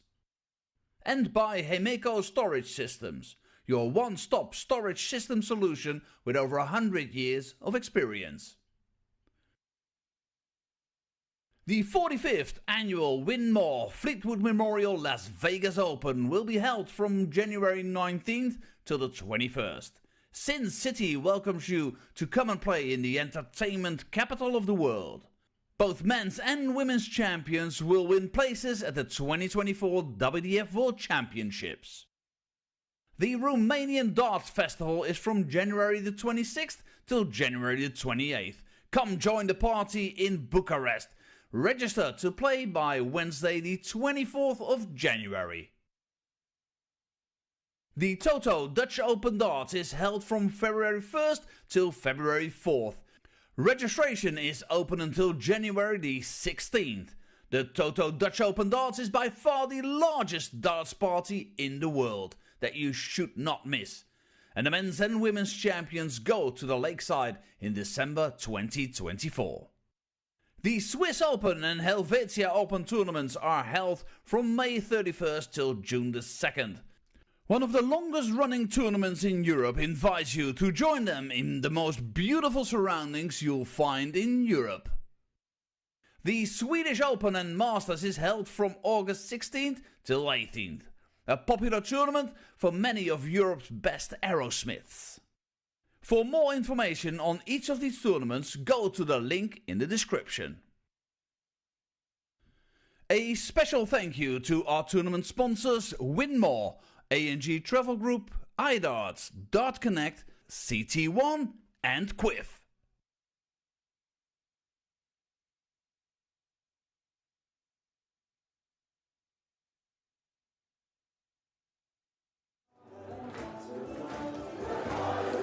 Welcome back to Lakeside. We are 2-0 up in the middle of the Men's World Championships final. Andy Bartons of Belgium is not making any mistakes so far. He leads Chris Lambert of the Netherlands. The crowd behind me are absolutely loving it. It is a real high energy finals day here in Lakeside. But Scott, Chris Lambert, he just hasn't really got going yet, has he? No, he's wonderful up in the back room, and maybe was hoping that Andy was going to be a little nervous, and once Andy took that first leg, he was right on his mettle, and he's made no mistake up to now. He's reeling legs off, he's reeling 2 sets off. Lambert really needed that break. He needs to get back in there. He'll have people in there behind him and trying to explain to him what he's done wrong, if he has done a lot wrong, because Andy's done an awful lot right again. And not only this crowd enjoying this break, but Andy Bartons is still on stage. He doesn't want to leave. He's practicing, he's throwing. He is so focused. The #1 in the world is not letting any errors happen so far, is he? No, he's not, and he doesn't want to go off the stage. When you're playing like that and you're 2 sets up, why would you want to stop? He snuck off, he was gone for about 30 seconds, and then he's coming back out here. Maybe it's because he wants to be away from the hustle and bustle out in the back room. He doesn't want people approaching him. He wants to keep his head in the focus of where it is. And I believe he's just had a quick nip out and a quick nip back to get away from the hullabaloo in the back room. Okay, well, there's still a long way to go in this match. They're back, they're on the stage, 2 sets to nothing up.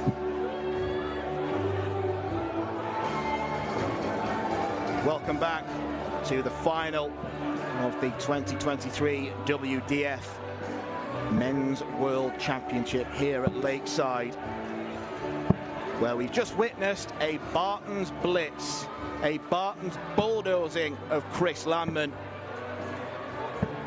Landman has had the powers of recovery on many occasions in this tournament, but does he have it in him to overcome this brilliant performance from the #1 seed?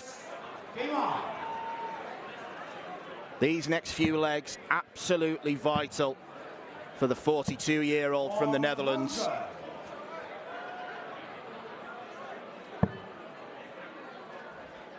And it was so notable that Andy Bartons went off for about 30 seconds, then came back on, and he was throwing dart after dart after dart. 85. He is tunnel visioned on the dartboard right now. No, it's a funny thing to go back in the back room during the final. People will look at you, people won't approach you generally, but you can feel the air of tension in the back room.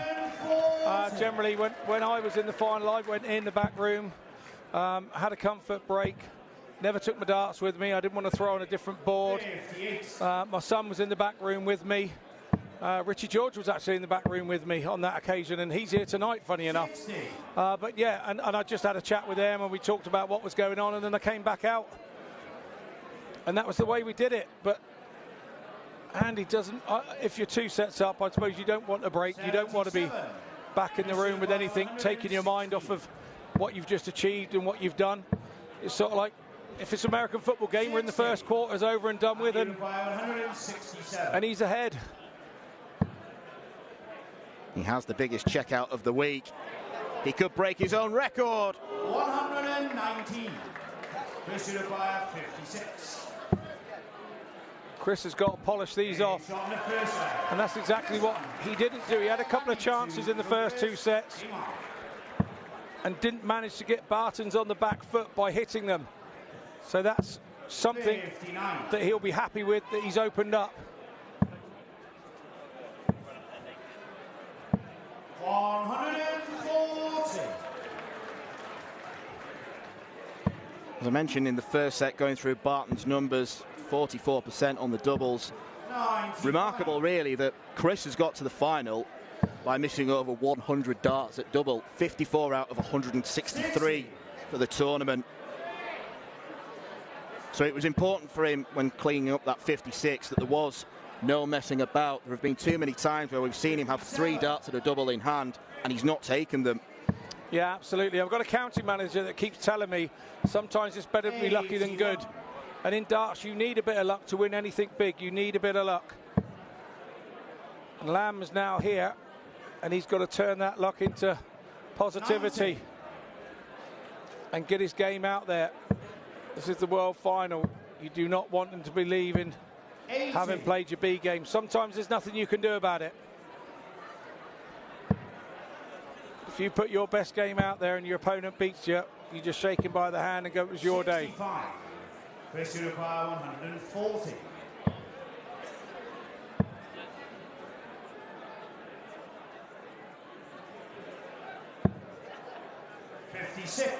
For a lot of other players, 135 would be a big ask. But for Andy Bartons, it still is too big an ask. 84. So 14 Double 11. 62. And you require 25. But it's not like he's missing by minute bits there. He missed by a country mile. And it invites Barton to come back in and take it.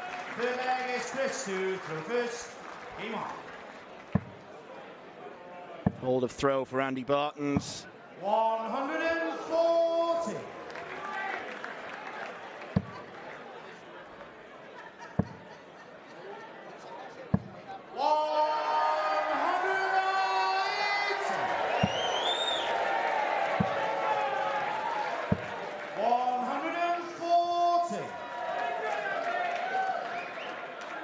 Chris has definitely lifted his game since the break. There's no two ways about that. 140. But Bartons is going with him. 140. Belgium's most famous darts fan, Jackie.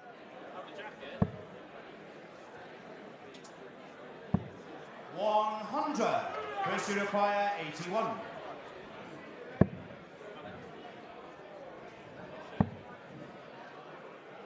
Game shot and a third leg. Real authority from Chris Landman. A 12-darter landed on the bullseye. 59. Just reminding Bartons that he's in a game. You may have started quickly. It's all about how you finish. 60. Just ask Jelle Klassen. It was a properly crazy game of darts last night. 174.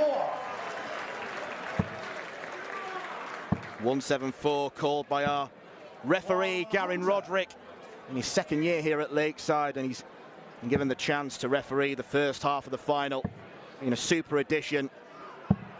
98. And I'll thank him for his company in the comms box for games this week. 60. And you require 170. Could it? Oh. Yay!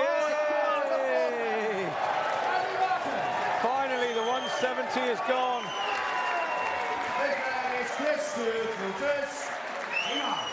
If any one player was going to do that, of course it was going to be Andy Bartons. Yeah, absolutely. 100. Absolutely. Just when you think Landman's getting back into the game, 59. that is going to give him a big lift at the end of this set. 100. Back-to-back 12 darters. One from Chris, one from Andy. 95.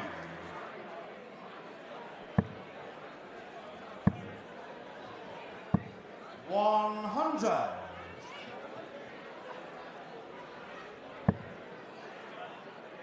Said their pace would suit each other. That's exactly what's happening here.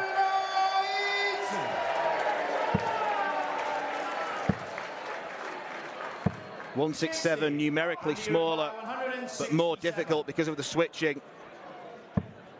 This is frightening. This is frightening. 142. Chris, you require 141.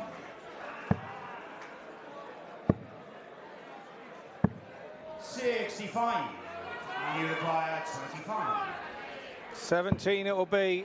Double 4 he will aim at first. Double 2 he's polished off. Game shot and continues to do. Andy Barton. Fourth set, first leg, it's Andy 2. That 170 at the end of leg 4 in set 3. Massive turning point in the game. And went 100. Changed the momentum totally from Landman to Bartons. 100.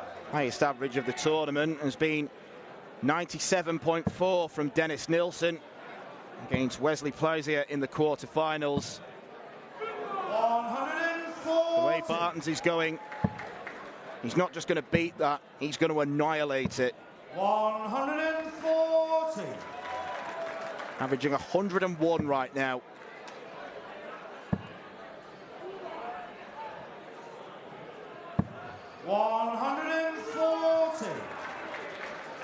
And doesn't seem to be easing up any.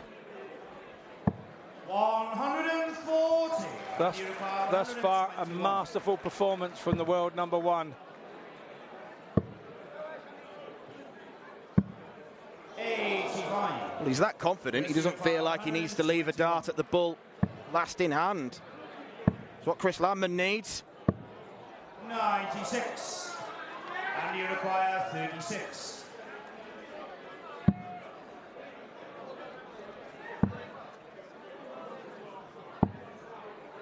32.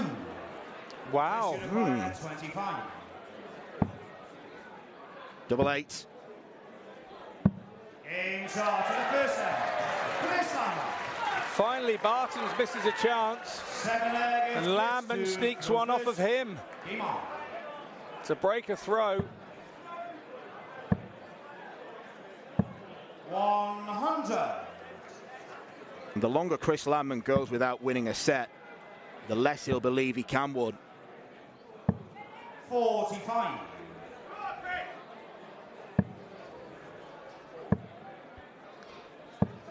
60. Wesley plays here, enjoying himself.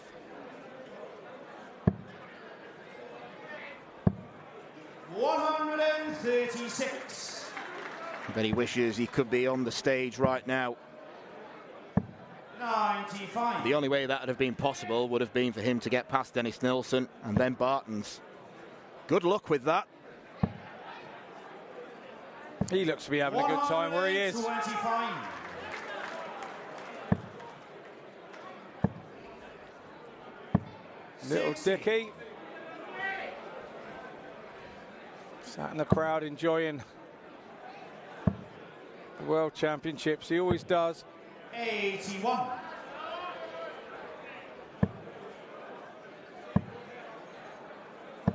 140. And you require 114.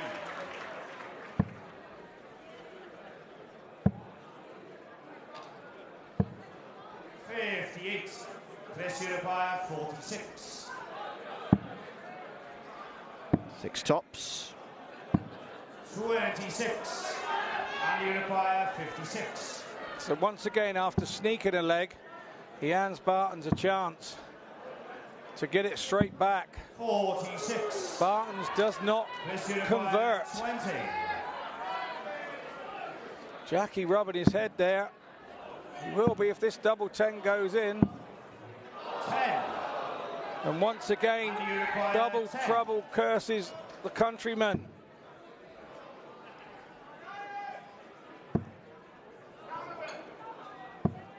No score.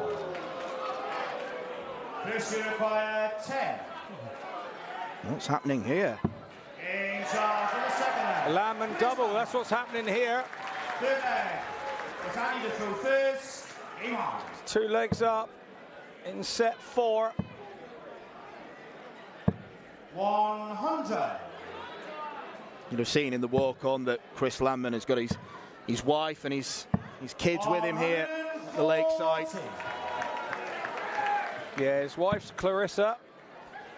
Saw her pop up earlier on one of the camera shots. 93.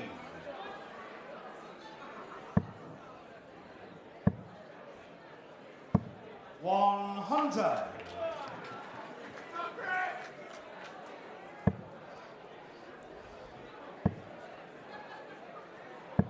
100.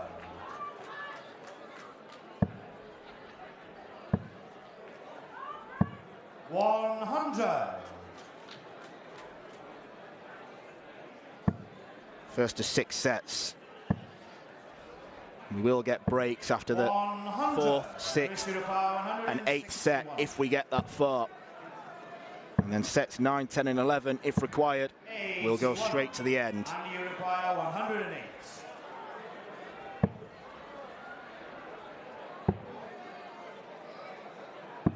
In charge on the third leg. Barton's back in this set. Fourth leg, Chris through first. Game on. When you keep polishing those off, 100. it just puts that doubt in your opponent's mind when he gets down round those 50 to 80 shot outs if you're around the ton. 140. And again, it's giving Bartons a lift on the Landman throw. Landman was looking, with all intents and purposes, at taking that last leg and in position, but the 108 from Bartons gives another momentum swing. 100.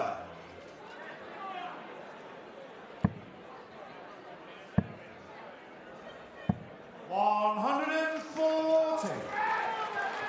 Good response though from Landman.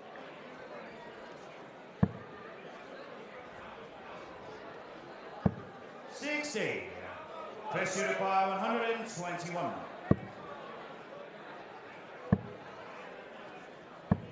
$105. Nice setup from Landman. He'll be coming back for double 8 for the set. 60. Chris, you require 16. Chance he must take. The chance he does take. Chris Landman is on the board.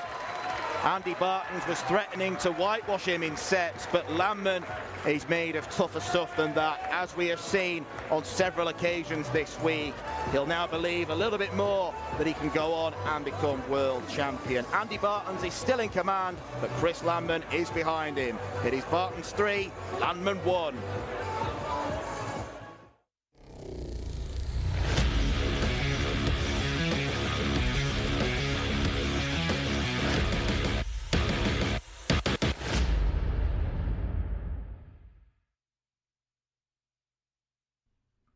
This program is brought to you by Benji Marine Engine Repair and Trading, specialized in Wärtsilä engines with a 24-hour-a-day, high-quality, worldwide service.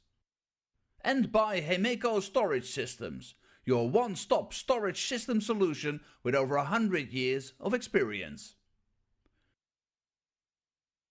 The 45th annual Winmore Fleetwood Memorial Las Vegas Open will be held from January 19th till the 21st.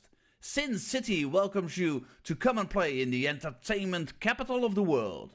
Both men's and women's champions will win places at the 2024 WDF World Championships.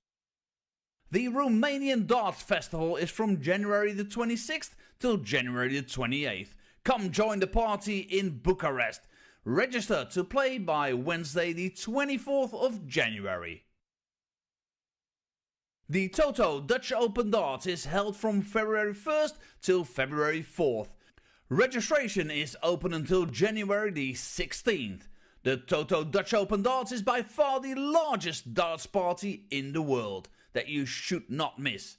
And the men's and women's champions go to the Lakeside in December 2024. The Swiss Open and Helvetia Open tournaments are held from May 31st till June the 2nd. One of the longest running tournaments in Europe invites you to join them in the most beautiful surroundings you'll find in Europe. The Swedish Open and Masters is held from August 16th till 18th. A popular tournament for many of Europe's best aerosmiths. For more information on each of these tournaments, go to the link in the description. A special thank you to our tournament sponsors Winmore, A&G Travel Group, iDarts, Dart Connect, CT1 and Quiff.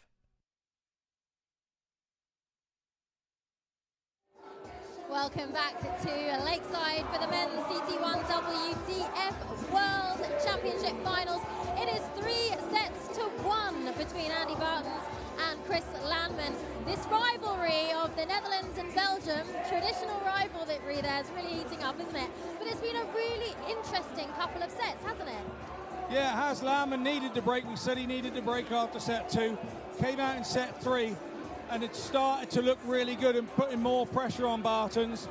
Unfortunately, in the 5th leg of that set, he wasn't even in it, and Bartons takes it to go 3-0.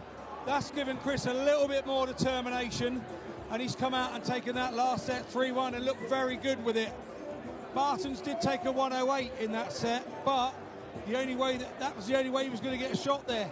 Is Landman now going to do what he did against Jelle Klaassen? Because he's going to have to reel a couple off on the trot here to get back in it. We've seen glimpses of genius almost from Bartons at certain points, haven't we? We saw that 170 checkout. He was so in his flow, but then somehow Lammen, he's holding on, isn't he? He is, and I think if he'd have taken the 167 out the next leg as well, that would have broken Chris's heart, absolutely broken it. But he didn't. Lammen's back in it now, and he knows that he's back in it, but he's a long way back and still in it. That's the problem for him. So he's now got to come out and start holding his sets and break Andy and get himself right in the mix, because if he doesn't do that, if Bartons gets the next one, he's really getting closer to the line, and you haven't got a lot of leeway in play time to be able to catch up. Okay, well, this is a best of 11. Let's see how far it goes. 3-1. Andy Bartons leads. We'll take you back to the stage. Thanks, Joe. Andy Bartons still in command. But Chris Lammen was able to exploit 1 or 2 weak visits from the brilliant Belgian. It was a good set from the countryman to win. Going into the break, Bartons with a bit of extra thinking to do now. Lammen will hope to carry the form from set 4 into this 2-set session. Thank you, ladies and gentlemen. We've had a changeover of referee, and for the final time on the Lakeside stage, we welcome Charlie Corstefine, who is leaving for pastures new. 140. A top bloke who will be sorely missed from this stage, and a top referee as well. 59.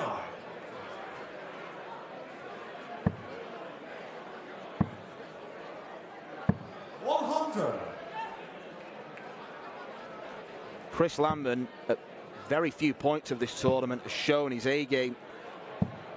Go back to that burst of 4 sets that saw him recover from 3-1 down to beat Jelle Klaassen. But in none of his 4 matches, he's averaged above 90, whereas Andy Barton's lowest average has been 93. Bartons just has that extra gear. 126. Well, it's like an overdrive, isn't it? It's an extra gear that he just cruises along.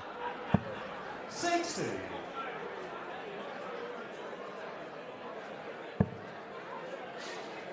He does drop off on occasions, all dart players do, but when he does drop off over this long distance, you've got to be on top of him. 100, and you require 160. Already Bartons is threatening a break of throw. Needs treble 20. But that last score of 100 from Lammen made him not hit that treble 20. So now he's got to take this. Game shot the first leg. Chris Lammen. He has to claw his way back into this game. Slowly but surely, whether it's taking mistakes from Andy or whether having to blow him away with scoring. He took your very wise advice, Scott.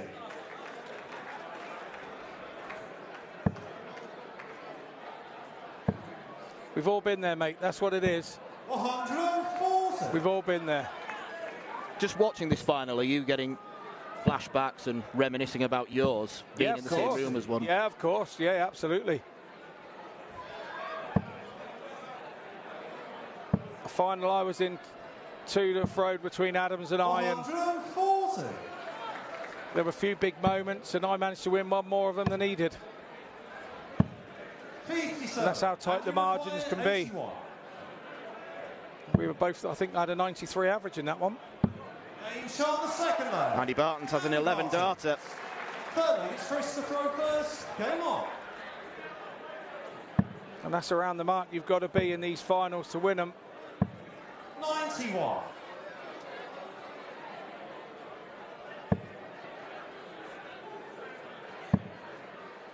You have to stand up there and tell yourself, special moments, special people.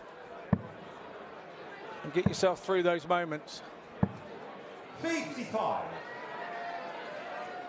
From Barton's point of view, this week has not just been about obviously winning, but essentially justifying the hype. 34. Proving why so many people are talking about him. Absolutely, and the fact that he's the number one and he's taken all that pressure all week. You know, he doesn't have an interview without being mentioned that he's the number one. It starts to grate a little bit at times, I can tell you. 97. But once it's gone, you wish you were at number one all week, all the time. Being number one in the rankings is the most amazing feeling. And you require 170. Being number one in the rankings and world champion is an even better feeling. 60. Christian requiring 155. Wanted treble 19. 139. And you require 110.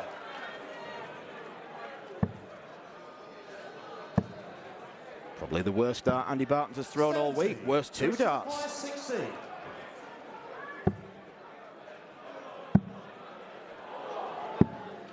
14. Once again, And you require 40. errors from Landman.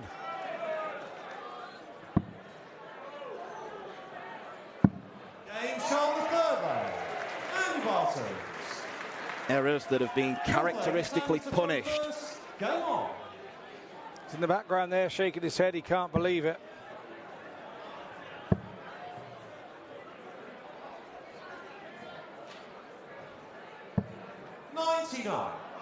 Landman is one of the more honest players about his game. He doesn't need talent, he knows. 60. And when he comes off, he doesn't ever blame another player. He doesn't ever get upset. He just knows that he hasn't done it or he has done it. 100.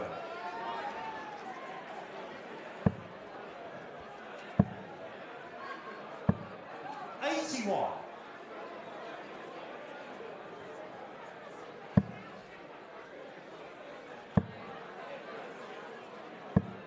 138. Lovely setup from Bartons. 100. Once again, it's that clear-headed thinking. Correct board management.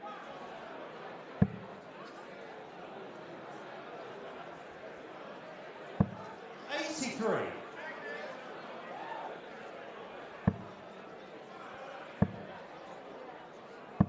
100. And you require 81. There's Andy's very nervous-looking girlfriend, Steph. She'll be less nervous if he takes out this bullseye to go 4-1 up. 56. Christian require 160. Big ask from Landman to take the 160 to stay in the set. 140. Pressures the And you require 25 of 25. Bartons. Bartons goes 17. Double 4. Double 2. Game shot the fifth set. Andy Barton. He's been so good at those because he's had several opportunities at the bullseye. Apart from the 170, all of them have gone wide of the mark. But 25 is one of those shots that players practice religiously because they know they're going to be left on it on a number of occasions. 60. Yeah, absolutely. For me, I still prefer the 9 route because it gives you a good go at double 8 and still get a go at double 4. Whereas the 17s route, if you miss the double 4, you're back down to double 2. It's not a double that you're always throwing at. 140. Well, you like not to be thrown at it very often, I can tell you. Because something's gone drastically wrong with 3 or 6 darts before you if you get heading down to double 2. Although in defensive Bartons, that's 3 legs now. He's won on double 2. Oh, you don't mind if you're winning them like it, that's for sure. 140.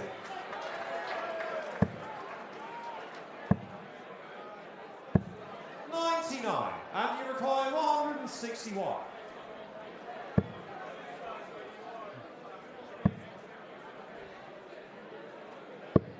65.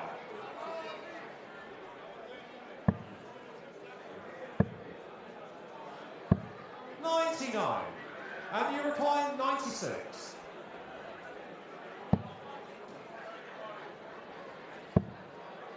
12. 72. Christian require 167. He's given Landman chances, but they're like 164, 167. 142. And you require 24. Not far away. these break your heart when they go. 18. Not to be this time. 25.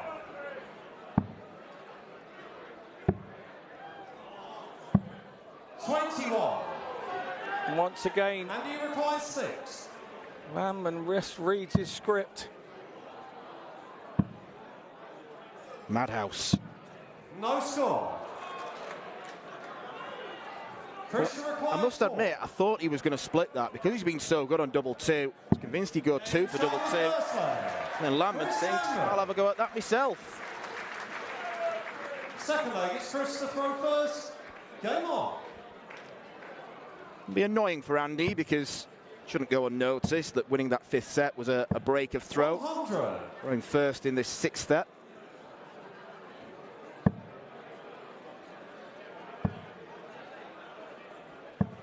$135.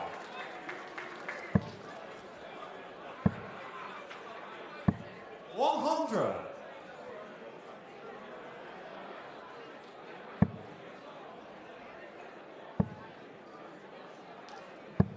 $77. Good recovery from Bartons there. Andy finding himself in the 5s. 140.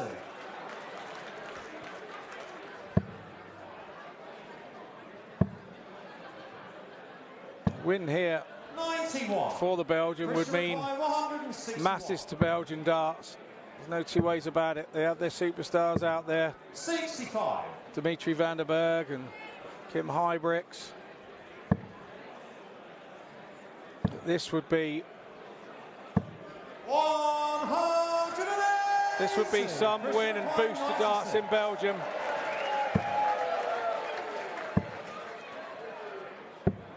80. And he requires Shows 80. Bartons was right to go for the full 180 and leave double 9.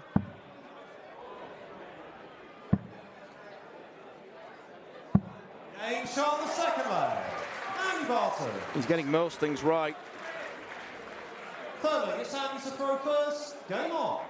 Because it's an unusual number to leave on purpose. Landman may have looked at it and thought, oh, all right. Maybe get a little bit distracted. 100. Call it the old dead cat shot. Absolutely. 100.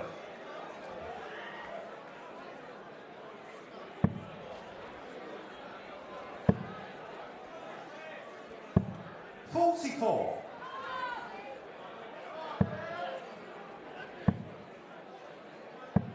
60.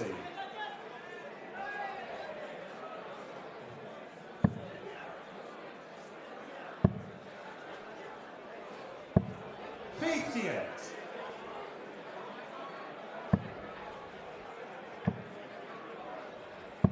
99.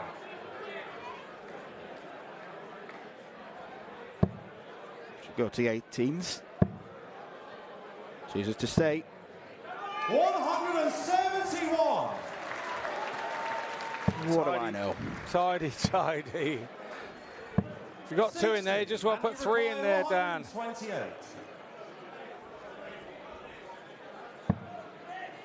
Bartons knew he didn't have to go the 18 route for that. 60.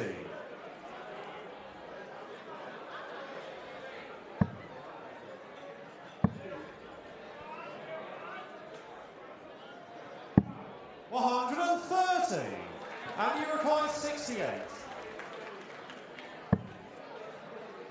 Double 4. 60. Christian requires 52. When you 4-1 up in sets, those usually just drop in. So a chance for Landman. 32. And another chance goes begging. And you require 8.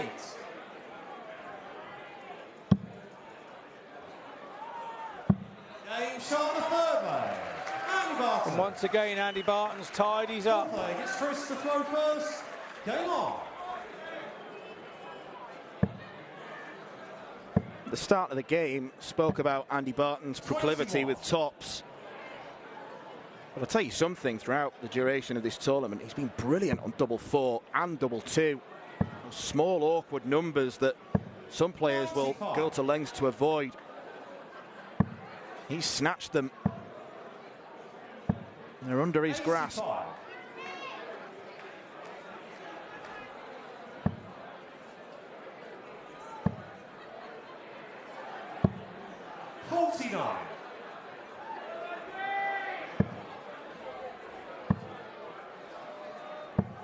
49. A lot of head shaking going on there from Landman.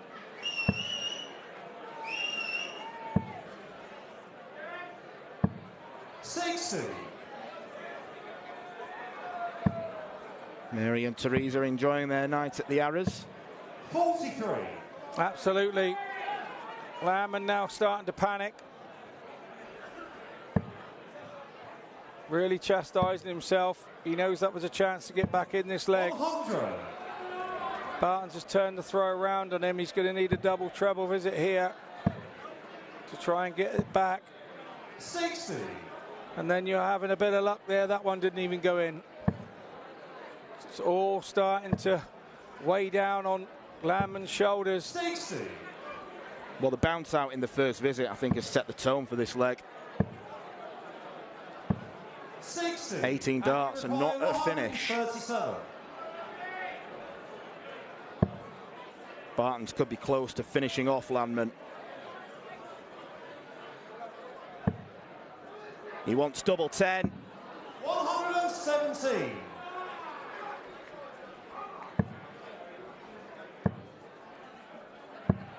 $59.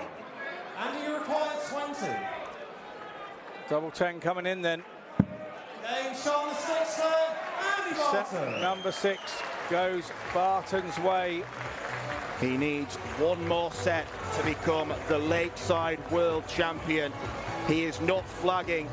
If anything, he's getting stronger, tougher, more resilient. Chris Landman now probably needs a miracle. It is Barton's 5, Landman 1.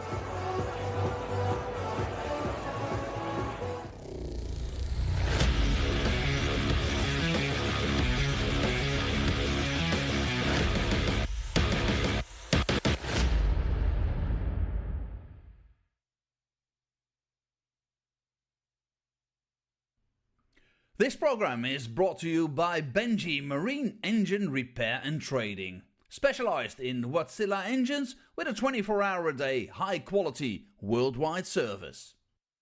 And by Hemeco Storage Systems, your one-stop storage system solution with over 100 years of experience.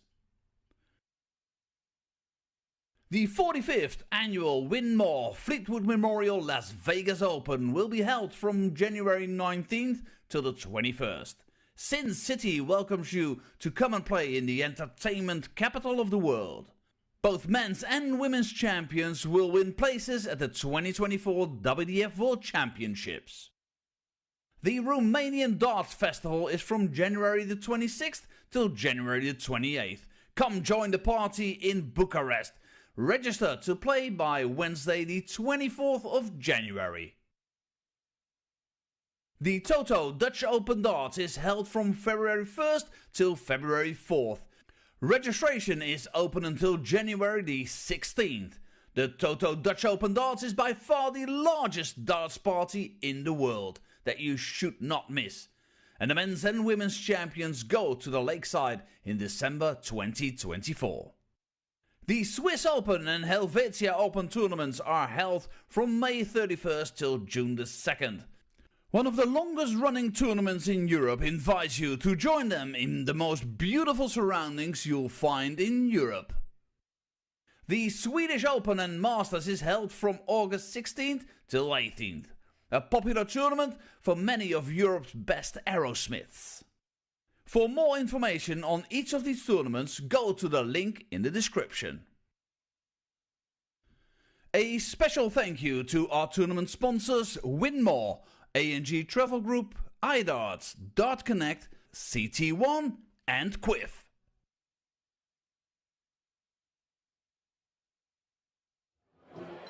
Welcome back to Lakeside. We hope you're enjoying this final as much as we are. It is 5-1. Andy Barton's world number 1 leads Chris Landman. But there have been moments for Chris Landman, although it does look like the end could be in sight for the world #1. The break came at the wrong time for Landman, didn't it? Well, yeah, he just started to make a sort of a mini comeback. Unfortunately, he'd only won one of the two legs and he needed both of them. We said at our last break that at 3-1, the first set coming back was really important, and Andy Barton's just absolutely blitzed it. Got in front of Landman, and then he's just steamrolled the next one as well. So it's not looking good for Chris Landman. Can he come back and perform another fight back? He did it yesterday against Klaassen, but he's running out of legs, sets and times to be able to do it, because he would have to do it without a mistake. Indeed he would, because if Andy Bartons wins this next set, then it is all over. But don't give up over Chris Landman yet. We've seen him take down 2 former world champions already.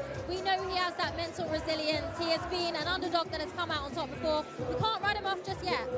We can't write him off, but you know, he's got out of jail twice against big players, so I can't see it happening a third time, if I'm honest. Well, if Andy Bartons does indeed win, he'll be the first ever winner of this championship for Belgium. What will that mean for the country, for darts in Belgium? Belgium has its own superstars in darts anyway, but he would be the one with the world championship, so it would give Belgium a big lift. He's just one of the guys, Andy, so it would be great for every dart player in Belgium if he does win it.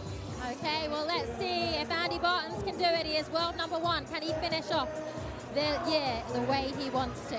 Back to the stage. Andy Bartons has won nearly 10 titles in the WDF this year, the biggest one coming in Australia, winning the Open against Neil Duff. He was the runner-up in the Dutch Open, losing out to Barry Van Peer. Disappointment there. He has not let that affect him for the entirety of 2023 as a calendar year. The winning machine looks like he is rolling on, still unbeaten since the end of September. And Chris Landman, unless he manages somehow to win 5 consecutive sets, will be the latest victim in the Bartons onslaught. Charlie Kostafine is about to call game on. Chris Landman has the throw. There is now no more margin for error for the Dutchman. He has to be note perfect from now on. He has to find the form that saw him beat Klaassen last night, and maybe a little bit more. Yeah, all that and more, I would suggest. 135. Andy's been so solid. You can't see Chris getting 5 sets before Andy gets 1. And that's the honest answer to this, really. 100.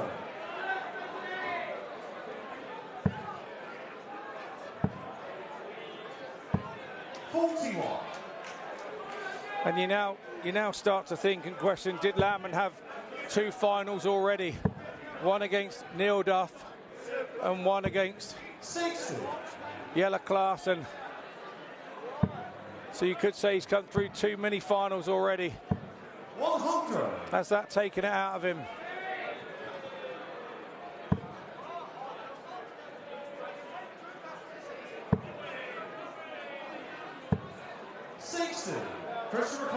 I also feel there's an advantage here when you play the semi-final in the afternoon and not the evening. I think you've got more downtime in the afternoon, more time to let the adrenaline drop down so you get a normal night's sleep. Whereas it's late in the evening, the adrenaline's still pumping for 2 hours after the game. Double 13. He chose to stay on the treble 20, and he was vindicated.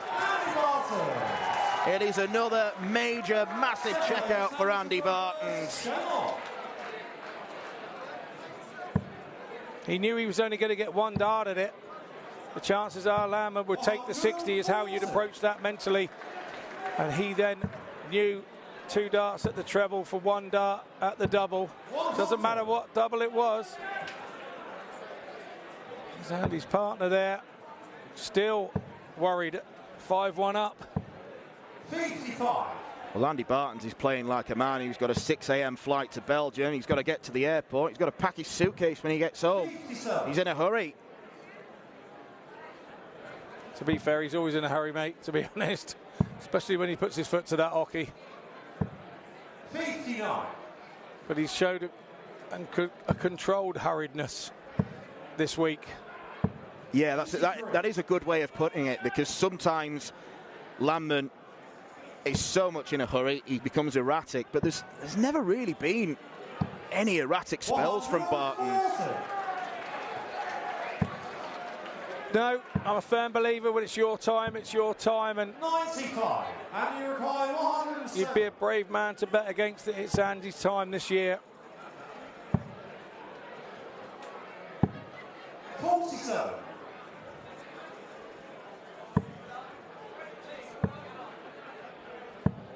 42, and you require 60.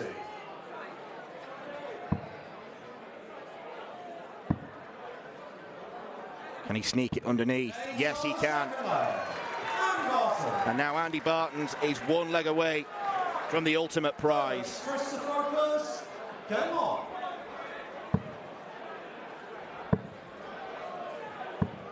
$123.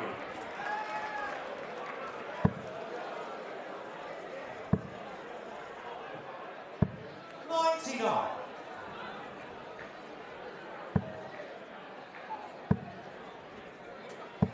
$100. When you're in this situation and you're just one leg away in your head, you're just trying to hold it all together. Your family are around you. You can see them just biting their nails and being nervous, and you try to avoid that eye contact. You try and keep the game as normal as possible in your head. $126. First reply 138. 58. And you reply 136. It could happen now. In leave 16 for tops. All about believing in the moment. It's all about believing in the moment. You dreamed of this moment. 70. You've dreamed of this moment all your life. Now you're at that point. And you require 40. Andy Bartons requires tops. Andy Bartons has won the right to call himself the first ever Belgian champion. WDF World Champion.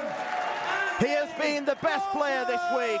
He has been the most consistent player this week. He has proven why he is the #1 man. Belgian darts has been booming for some time. It is going to skyrocket to another level now. The absolutely brilliant Andy Bartons is your 2023 Lakeside World Champion. Ladies and gentlemen, a massive round of applause for our finalist as he leaves the stage, Chris Landman!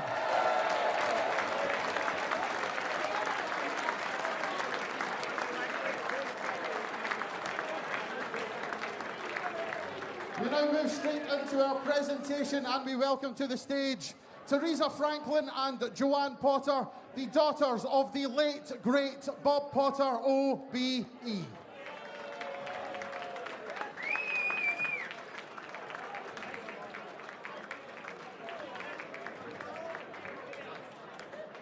Receiving £50,000, the magnificent Champions Trophy, and the title of CT1 WDF Lakeside Men's World Champion, the Beast from the East, Andy Bartons!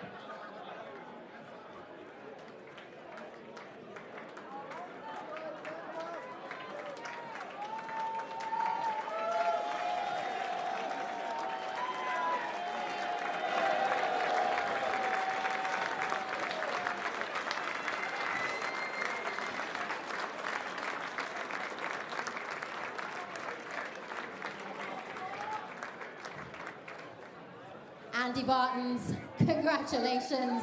We saw you celebrating on the floor, world number 1 and now a world champion to match. Can you put into words what it feels like to finally achieve the dream?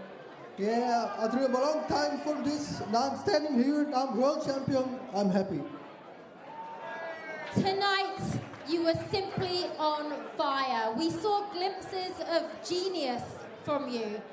How did you do it? How did you find such flow when it mattered the most? Yeah, lots of training. I trained 3-4 months, 3-4 hours per day, and now this performance, I'm very happy. What a sensational year you've had overall. Talk to me about the self-belief you have. You haven't been beaten since September. Yeah, I have a lot of confidence, so they must put a good performance to beat me, so I'm the world champion now. Maybe they will become better today, tomorrow, we will see. Okay, you did deserve it. What a thing for you and for Belgium as well. Before we leave, a credit to your opponent. He took down 2 former world champions, but he couldn't take down the world number 1. A credit to his performance though. Yeah, of course, Chris is also a very good player. He took a final at the PDC Pro Tour, so he's also very good. Congratulations, Andy. Take this back to Belgium. Belgium's first ever world champion. Thank you very much.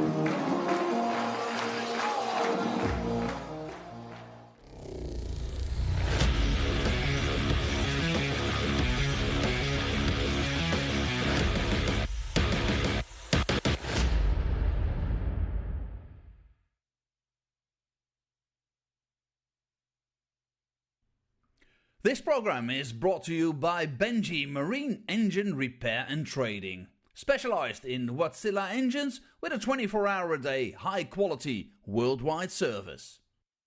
And by Hemeco Storage Systems, your one-stop storage system solution with over 100 years of experience. The 45th annual Win More Fleetwood Memorial Las Vegas Open will be held from January 19th till the 21st. Sin City welcomes you to come and play in the entertainment capital of the world. Both men's and women's champions will win places at the 2024 WDF World Championships. The Romanian Darts Festival is from January the 26th till January the 28th. Come join the party in Bucharest. Register to play by Wednesday the 24th of January. The Toto Dutch Open Darts is held from February 1st till February 4th. Registration is open until January the 16th. The Toto Dutch Open Darts is by far the largest darts party in the world that you should not miss. And the men's and women's champions go to the Lakeside in December 2024. The Swiss Open and Helvetia Open tournaments are held from May 31st till June the 2nd. One of the longest running tournaments in Europe invites you to join them in the most beautiful surroundings you'll find in Europe. The Swedish Open and Masters is held from August 16th till 18th. A popular tournament for many of Europe's best aerosmiths. For more information on each of these tournaments, go to the link in the description. A special thank you to our tournament sponsors Win More, A&G Travel Group, iDarts, Dart Connect, CT1 and Quiff. Welcome back to Lakeside. Well, we've seen our winners on the stage here with their trophies. What a sensational week we've had overall, and here it is, day 9. Scott, that final performance from Andy Bartons, what did you make of the way he finished it off? It was a super way that he finished it off. He just knew it was his week. He came to the final, never got phased, and he was the rightful winner on the week. Indeed he was. How great is it to see both of our world